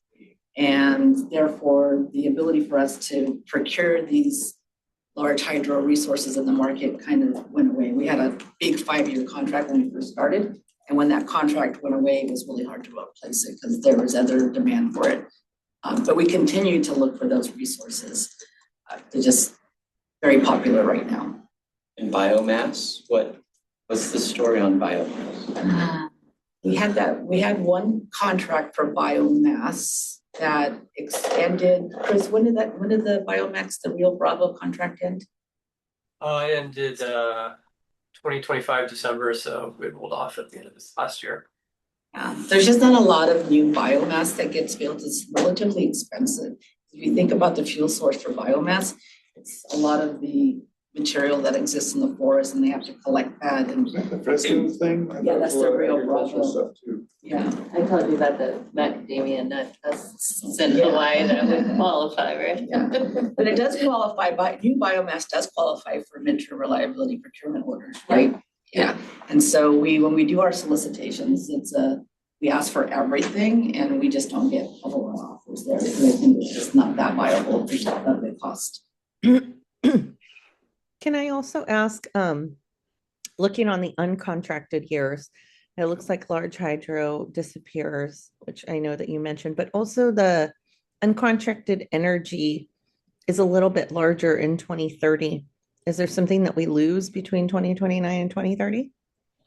It's largely that we don't have I'm not sure if we have any long-term contracts rolling off. I think it's largely just that we don't have those short-term contracts in place yet. Because again, we do like a mix of long-term and short-term contracts. And so we will likely be filling a lot of that need with short-term contracts. And we also have load growth that is projected, that the state is telling us as well. Right. Significant load growth. Okay. Is what you said earlier about the large hydro buying it and it was easier and now it's harder also apply to wind? Because what would happen there? It was big and then it shrank and then that we're getting new, which is great. Yeah, I would say prices for a lot of. I'm guessing that's what happened. I think we had a presentation. Well, maybe we didn't share it, but yeah, definitely we're not seeing as many offers for new wind built in California. And very little coming from out of state. A lot of it has to do with the PTC. And so those production tax credits, they essentially went away for wind and for solar for that matter. And so that's really driving the lack of stuff that we're seeing. So more what I meant was 2017 to 19, there was a lot of wind that now somebody else has bought. I think that's what I meant, is what it looks like. Yeah, exactly. That and PG&E, a lot of what we were buying in the early years, just to be quite transparent, was coming from PG&E as well. Yeah. So PG&E was marketing excess renewables from their portfolio, and they're just not doing that anymore. Yeah, though as Monica said, we're seeing load growth, so this graph is normalized to 100%, and so maybe things aren't shrinking so much as. Interesting, yeah. And I was thinking about that as we're looking at this. So this is actually a very good graph, but if we can see the direction of load growth sort of at the top of the line, there we go. Wow. Okay. Okay, So skipping over. because then we can compare the changes in the proportion versus the absolute change that is going on. But Yeah. okay, So there we skip this go. slide and I can go back to this, Perfect. but this shows that top dotted line is our total load. And so that's our clean target. And so aside from 2024, we are meeting that clean target. We're going above that clean target to cover losses. And we're on track to meet our RPS. The bars in the middle are the state and our agency RPS target. Our agency is above the state target. And you can see here the mix of short-term and long-term contracts in our portfolio. So obviously, when we first started out, we couldn't go sign a ton of long-term contracts. And so we were more heavily reliant on short-term contracts. We have more long-term contracts in place and more that are going to continue coming online, but we still do want to be using some short-term contracts as sort of a form of price hedging. And so in those later years, we'll probably be adding short-term contracts. And then I'll go back, and this is a look at our historical RPS position. And so the first graph shows those portfolio content categories of RECs. And so you can see how in the earlier years, we depended a little more on PCC2 and PCC3 RECs, but now we're very heavily reliant on the PCC1 RECs. The second graph shows our mix of how we're meeting our RPS specifically through short-term and long-term contracts. And so again, we're adding a lot more long-term contracts on to meet RPS. Both these graphs, you can see, they say they have the CP3 and CP4 totals. Those are compliance period 3 and compliance period 4. Because RPS is not measured annually, it's measured on compliance periods, which are like 3-ish year periods, where you just need the total at the end of the period to meet the mandate. So, the short-term contracts less than 10 years, what do they tend to be? Or are they highly variable? Like, are they usually all 3-year contracts, or what is a short-term? Highly variable, Highly variable, anywhere okay. from 1 month to 5-ish years. Okay. Right. You know what I don't see is a giant pandemic blip. And I kind of would expect that. I don't know exactly what to Load expect. or what? Something wasn't there a lot? There was, I would think, yes, load. Like people's behavior and all of that would change. And so that's. You're training out closed businesses versus or residents at home. So Well, I guess that's the answer, maybe. Yeah. Yeah, that it ended up sort of, because I think in terms of transportation fuels, wouldn't you expect that to be a big thing? Oh, yeah, definitely. So there, but not here. Greenhouse gases related to transportation Yeah. drop dramatically. Yeah. But load is. Yeah, I think we shared that graph too, right? At the last decarb update. I think we showed that we did have a dip in 2021, but then it just came back. We thought we as were well. doing so much better that year. Yeah. Maybe if you can pause on that next one, there, the next one. Yeah, the one thing that we're not showing here is the mix between new and existing. But for our long-term PPAs, all with the exception of 1 geothermal, 1 wind, and the stuff that we bought from PG&E under the BAMO, all of it is new resources. So, and you know, the geothermal and the wind, we want to have those resources in our portfolio, even if they're existing, because they just provide such value. Yeah, we will need new resources to meet those IRP compliance requirements, but absolutely still interested in existing resources too. All right, and this is the last slide and just shows our power supply cost drivers. And so the energy cost here, the blue portion, is our PPA costs. So we do have a lot of PPAs, so a lot going towards that. And then the red is our resource adequacy, our capacity. This is a mix of short-term RA deals as well as long-term battery contracts. And then the green is the RECs and purple is carbon-free. It gets added on top.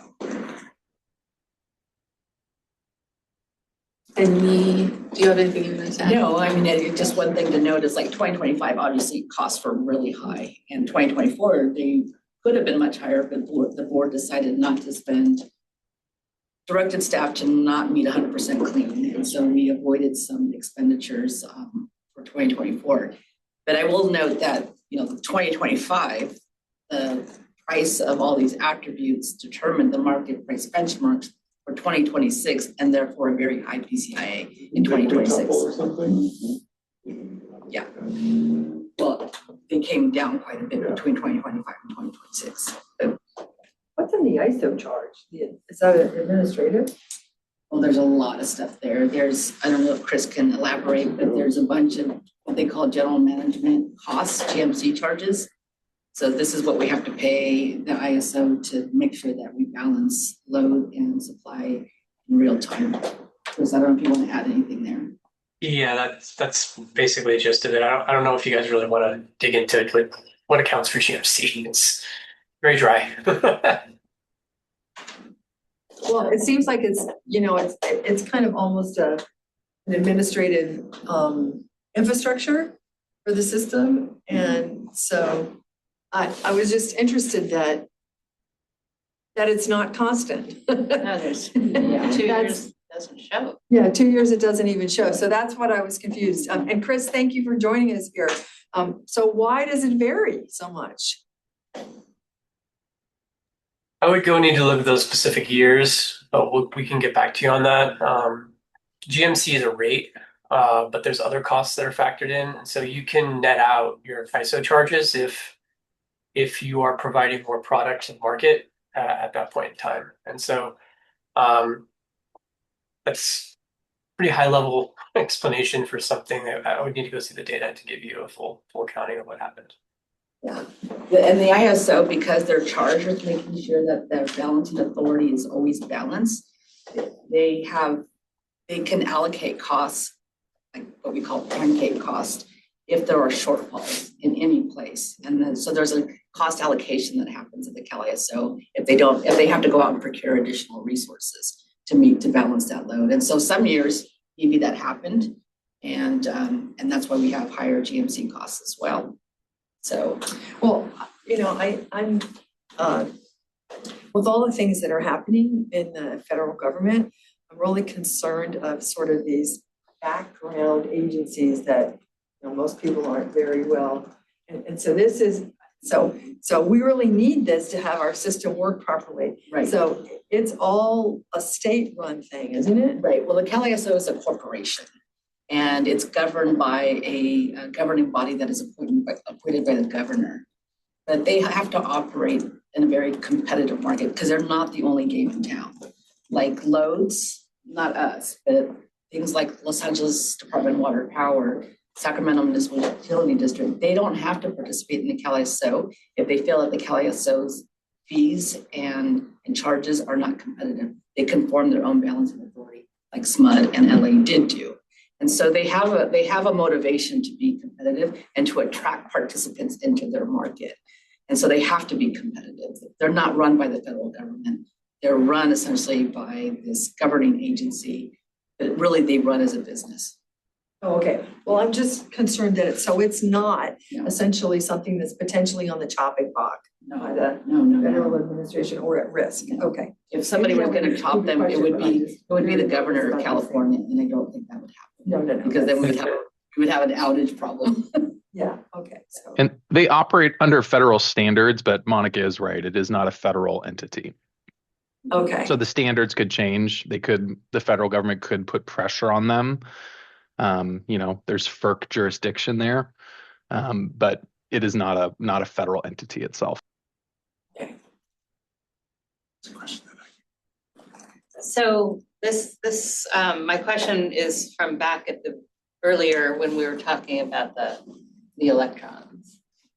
And so particularly at the beginning or earlier in SVCE, I back when I still used to look at Nextdoor, which I don't anymore, it's just horrible. But anyway, the naysayers, you're on there? Of course, once a month. Oh, well, we're getting summaries now. It just, you know, anyway, no, let's not digress. So the argument was that SVCE may be clean, but it was all a shell game because the grid itself was still dirty. My response when I've had conversations with people about this, and you can coach me on maybe a better response, is that, well, because of those putting in more and more clean electrons and driving the technology and the supply, the grid overall is getting cleaner and it's moving the effort forward. Is that correct? Okay. Yeah. So what might be helpful, and I don't know if there is a measure of this, is to show that, again, I don't know how you define overall grid.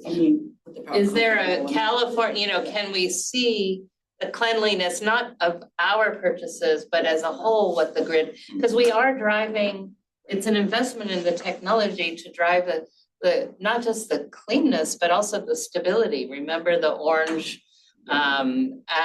days and no power was, and you know, the outages, and that year was a terrible year.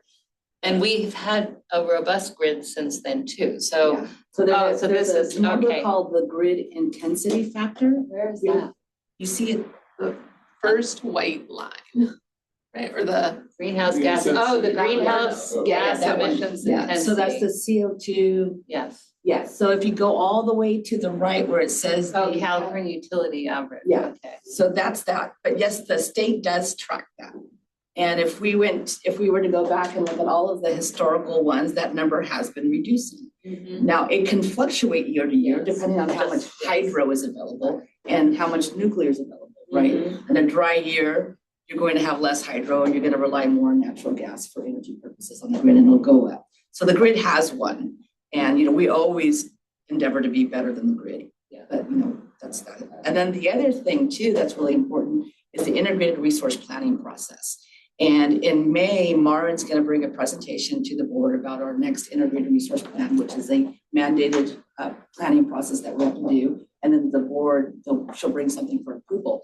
In the integrated resource planning process that the state sets, we have to show a clear path, not just us, but all of the load serving entities in California to reduce our overall emissions associated with the electricity sector. And so the state air resources, the CARB, sets through what's called a scoping plan or scoping memo. They set how much of the greenhouse gas reductions have to occur in all of the different sectors. So there's electricity, transportation, and built environment. And they set that target, and they set it really aggressively for the electricity sector. I think we have to achieve 8 million metric tons by 2045, and then we have interim targets. That's the biggest driver that we have, is those greenhouse gas reduction targets associated with the scoping plan. That goes back to the big climate initiative, or what do we call it? AB 37? 32. 32. I was close, I was in the 30s. Yeah, so that's what set the initial greenhouse gas reduction targets. So that number has to go down by law, and it has been going down. But we do have some years where it fluctuates because of the mix on the grid. So, yes. And Marin's going to go over that next month and then June with you all. So. And AB 32 was like 2010? 2006. 2006, okay. And it says that we have to reduce emissions by X% of 1990 levels by X year by 2045. I don't memorize this stuff anymore, but I used to memorize this stuff. Okay. Can you put it back on slide 22? Because I'm thinking about this in terms of the total emissions, and also the fact that our CEO keeps saying that we don't need more rooftop solar. We can inexpensively produce solar in these larger facilities in the desert, and it's closely tied in with the storage, because I've seen numbers at the last CCA about the curtailment, and I watched the CAISO pricing, and when it's negative in days like maybe today, like springtime, not much air conditioning, it's going to be sunny. And so just to help me understand this chart here, okay, this might be tricky. Let's say today we contract for a giant storage-only facility in 2028. How does that affect this chart? I'm trying to think whether that reduces our RA cost or whether the RA cost folds into that, because it doesn't change our energy cost. So how does that change this chart? So can I try? Yeah. Yeah, and maybe Chris, you can help me too. But in the 2028 bar that you see there is our projection of what it's going to cost us to serve load in 2028. Mm-hmm. And all of our contracts have different attributes as Britt has pointed out. So we factor in, it's got a fixed price, and we say, okay, it's able to meet this much energy, it can meet this much RPS. And we also have an RA component. If it has storage, then we know what the cost of that storage is going to be, because it's usually charged on a KW per month charge. And so we factor that in, and we know what the state's going to tell us that we can count for that storage based on what they call the effective load carrying capability. So that's a number. We have a nameplate capacity, and then we have a multiplier. So if we sign a 100 megawatt storage facility, we may be able to count 30 megawatts of that for resource adequacy. For the storage component of it too, we know that the solar part of it, we know that that's gonna generate a certain amount of energy that year. And so we have a fixed price that we pay for it, that gets factored into the blue line. And then we figure out how much we don't figure out how much we're gonna pay for RPS because it's just part of that cost. But then they also have some resource adequacy associated with solar. And so in this case, say it's 100 megawatts of solar, the state will tell us that we can count maybe a megawatt of that. So the multiplier on that is like maybe 1% or maybe it's 5%, but it's very low because solar is not a reliable resource for reliability. And so all of those costs that we've contracted for, plus what we haven't contracted for, get factored into that blue line for 2028 for something that we signed today. Okay. And then if we haven't signed something, if we have white space, then we assume a market cost for that, filling that cost. Yeah, I'll just add it ultimately depends on price, right? And the value of the contract and how this would impact it. So this says short-term and long-term in it. So as you look out in the future, right, we have load growth, which means we're more exposed to the market, which is factored into these costs. And so it's a big, complicated problem to solve. I guess what I'm getting at is, I just want to, I don't know if it would, I'm going to have to jump soon, and I don't know if that will impact your quorum or if you're okay with that. So I just wanted to give you a heads up. We're okay. We're good. And about thank you finished. so much for your participation. Do you have any last minute questions? I do not. Great. Sorry. so just the number at the top, so 2028, does that mean around $90 per megawatt hour is our total delivered cost for Or us? per unit cost. Per unit cost. Yeah, so if you multiply that by say 4,000 So when gigawatt we hours, invest in a storage-only facility, I assume the costs go into RA, but yes. do they subtract RA purchased costs? I mean, do we have to buy RA? Yeah, And so so we're not 100% covered yet. And so it's not a net increase, is it an increase and a decrease? Yeah, so that includes like projected contracts. So if we sign a contract that's in line with what we projected, it would stay exactly the same. Yeah, this is our projected cost to serve load. Yes. It's to meet all of our obligations, Yes. which includes what we've committed to and what we haven't committed to. Because we estimate what it's going to cost us to meet that portion that we haven't committed to yet. We could break those out separately, but we don't like to show what we haven't You're committed to. already showing a right. lot here. Yeah. So, Right, yeah. right, that gives my Negotiation question. power. Is that excellent? Hope so. Really It's useful. excellent Very good. presentation. Yeah. Thank you. Thanks, Pam, for help on it. Here, I did have a question on that last line. You see it just subtly going up every year from 2026 through the 2030. Do we anticipate the incline to stay at the same rate, or with what? I know that it's volatile, but I'm just saying, is there any kind of? Yeah, the market is really tough right now, especially for new long-term contracts, which we have to sign to meet our integrated resource planning procurement requirements. We have to sign new build contracts. Prices are going up for those. They lost tax credits.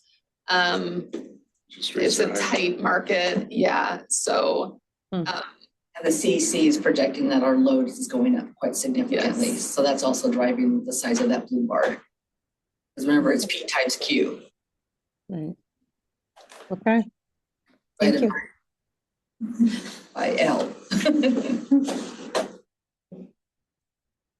All right, yeah, so this was, a deep dive. I don't know if you think that this would be worthy to share with the board. It might be too detailed. I'll defer to the chair, the board chair on this. We can certainly simplify it too. I think it has a lot of value. It's just, A workshop maybe. it's a workshop or an info only item and then maybe a workshop later. Or you've offered to not to create a whole bunch of additional work, but those that are interested in a deeper dive come back to staff, and maybe that's the best way. It's like leave as an exercise to the student, that if they really have additional questions, come back to you and staff to do that. Because I I do think, easily this, you throw in questions from 13 board members and conceivably 3 hours. this is a 2 or 3 hour presentation. It's useful, it's definitely useful. I don't know if it's better simplified or better just give it to staff or give it to the board as info, and we can talk more, but I do think it's, at least it's an info item. I don't think it's either a workshop or something else. It could possibly be a webinar. That might work as well. I think it is really valuable information for the board to see. But it's technical, for sure. You Yeah. got to be drilled in. Absolutely. There's, I think, a public comment too. I don't know if we can, we're supposed to ask about public comment. Oh, okay, public comment. Mr. So, Carney. could you put slide 22 back up, please? So I understand much of this, but the resource adequacy part has always been a little bit puzzling to me. So let's use the example of the upcoming wedding and reception for Sally's daughter. So let's suppose they invited 100 guests, they got 50 yeses and 25 nos, and 25 people didn't respond. They're trying to figure out how much champagne they need to provide.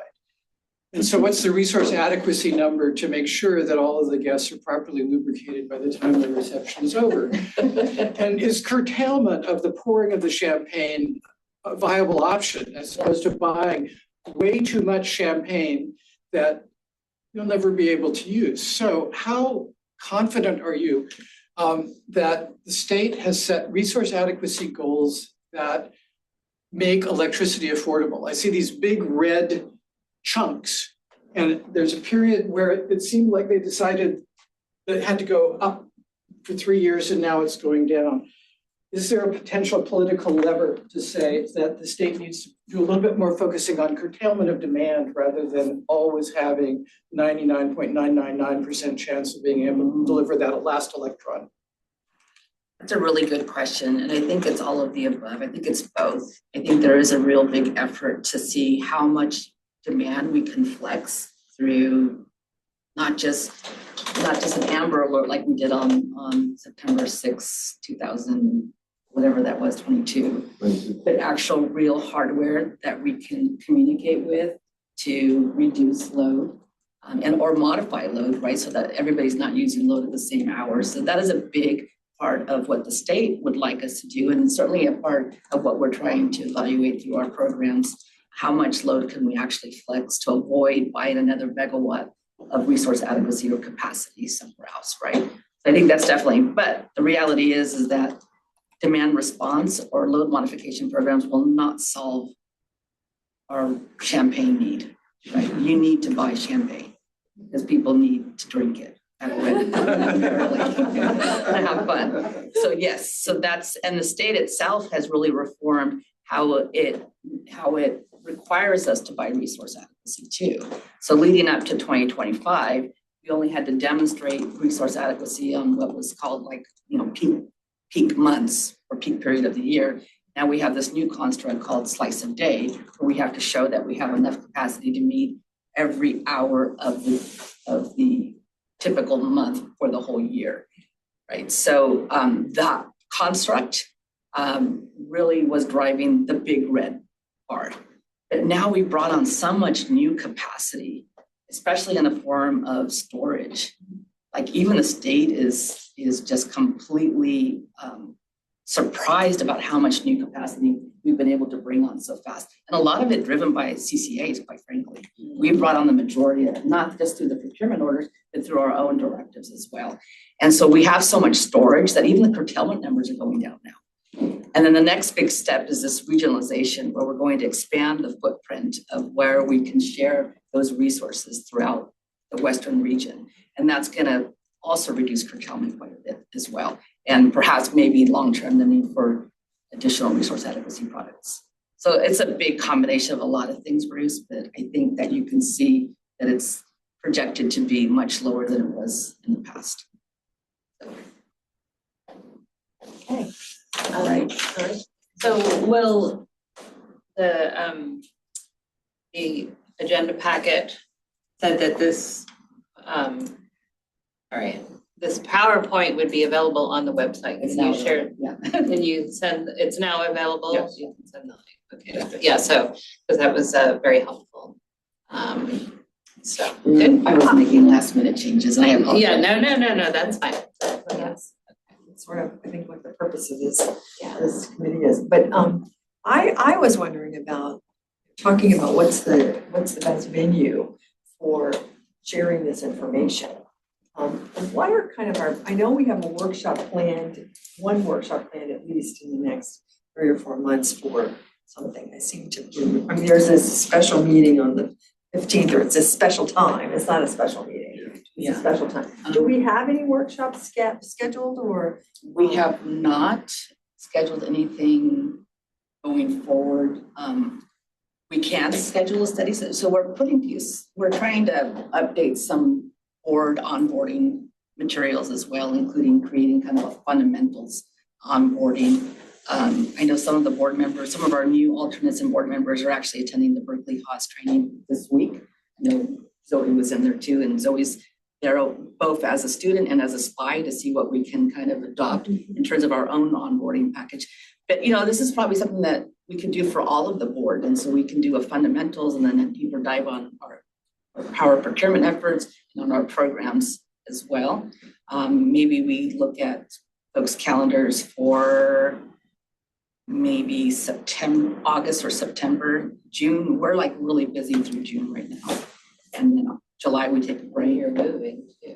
And we're moving to, and then August, we can look for something in August, September timeframe, if that makes sense. Well, that would make sense. And then another venue that I thought was really good was when we had that joint meeting with other CCAs where we had the program. One in Mountain View. Yeah, the one in Mountain View. Yeah, Oh, the reach codes. on the reach codes. That was, I mean, that We have something planned for that, right? In August. August 31st, we're having a similar event with the Cities Association around electrification, communications, and distribution. Okay, all right. Well, anyway, I just wanted to bring up that there's a multitude of kind of ways we can share to get this information out, not just necessarily as part of a board meeting, and if we wanted it to be longer.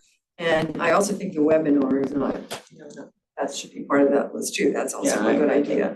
Like a pre-recorded webinar or one where we just have to make sure we don't like violate a Brown. No, I would say, so a seminar where it's a remote meeting is allowed within the jurisdictions. So as long as the majority, the quorum of the board members are within the district, we could do it that way also. And I think that might be valuable because then it's less overhead of food and scheduling and all the other stuff that goes with an event, and it's basically create a 2-hour seminar on Alternates more easily. It's a right. class. And it's also, it's a class and it's alternates online also. And I do think that there's value that would actually work out well. Yeah. A lot of our focus has been on the new board members, but maybe existing board members will benefit as well, is what I'm hearing. Yeah. Yeah, I just think that we should consider all of these methodologies. Right, and the problem is in the room, you always have that time ticking that you do the same thing on the seminar, but you can easily go longer and people can drop off as opposed to we're all in the room. Yeah, so, okay, so I think that's good. That's good feedback. Yeah, thank you. All right, so next is committee staff remarks. Our town had our environmental initiatives committee meeting last night. They're so excited to have the dream home at our picnic this summer. Very excited. What day is that? It's in July, June early June. June 7th. There we go. Would love extra support there. Very excited. As Bruce shared, we had a very active Earth Day event last Saturday in Mountain View. I don't know how many people that were there, but I would think it was upwards of 1,000 before it was done. And there must have been at least 20 different either organizations or city departments taking part and had a really good time. We had one of those booklets where kids got to stamp, they had to go. Passport. Yeah, like a passport, and then they got a really nice prize at the end. And so there was, and people in our area are so competitive. I mean, really, it's kind of funny. I think about it worked where I grew up. But anyway, it works great here. And so that was good. And one of the questions that that Carbon Free Mountain View was asking was, do you think local emissions have gone up or down in the last 3 years? And or maybe it was the last 5 years. 5 years. 5 years. And the answer was covered, and you had to raise it up and see what the answer was. And the emissions have gone up, which obviously we're all hoping that and make them go down. But I found that that concentration on on long-term, what we're really here for is GHG reduction. And it was really nice to sort of see kind of a fun way to share that information with people. But anyway, there was just a lot of interest, and I'm sure. Did you get to have your? It rained. It rained. And there's lightning and planned it, and so, yeah. It really did rain. It was a bad weekend. There were like multiple events, outdoor events that were canceled. But We need the rain.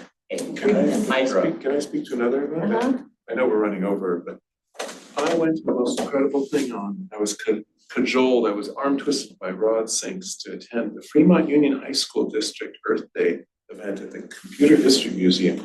And there were hundreds of high school kids and many dozens of poster board things. And it was energy, but it was also clean water and other things like this.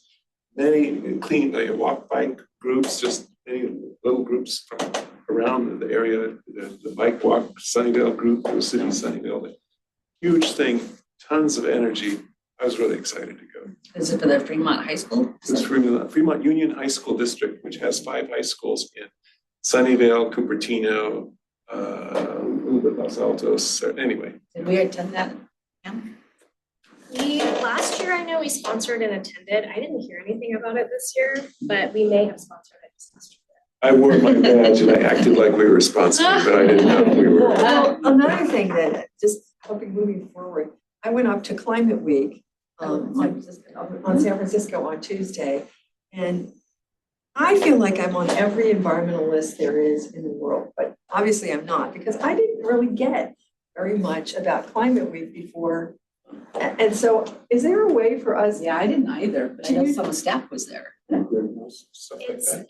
Climate Week is an odd one because I also know nothing about it, like unless you're like participating in an event. So I feel like once you register for a single event, then you get on a list. But it's been like this, I don't know, so if you had a different experience, but it's really something that's super hyper targeted to the city. And it's like tech companies or related organizations that just host an event. And so if you hear about a singular event, then this is my first year I ever got emails about it. Well, anyway, I went a couple of years ago. Yeah. And I spoke at an event on Tuesday, and it was the most complicated schedule I have ever, it's very poorly put together, really, really hard to read. But anyway, I was gonna say, maybe we could put it on somebody's tickle file. And so in March, do a little bit of homework and share with the board about the fact that it's going on, because it had a lot to do with water and it had a lot to do with energy. And I think there would be, and it's mostly free. So I think there are things that board members and staff would like to go take part in, but it's 650 events. Wow. They're all very decentralized, and so that's why it's very just sort of these pop-up events that happen, as part of it. Are they all in person or virtual? All in person. person. Super scattered, really confusing. Wow. So like if we wanted to sponsor something and have it here, we could do that under the SF Climate Week They're all in the city. But we could probably arrange a room in the Metro Center if we wanted to do it. That's the event we were at on Monday. Yeah. We were Co-sponsored. there with PCE on Monday. Yeah, and I mean, that's where We will BCC, put that as a tickler and it always happens in April? yeah, I think it always happens in April. Yeah. And people who were there are acting like, oh, well, I'm gonna spend the whole week here. I was like, what? I mean, I was very, anyway, this is not appropriate for this meeting. Okay, so we should adjourn this meeting. Yes. And thank you so much for your participation. It's, looks like it's 12:12. Bruce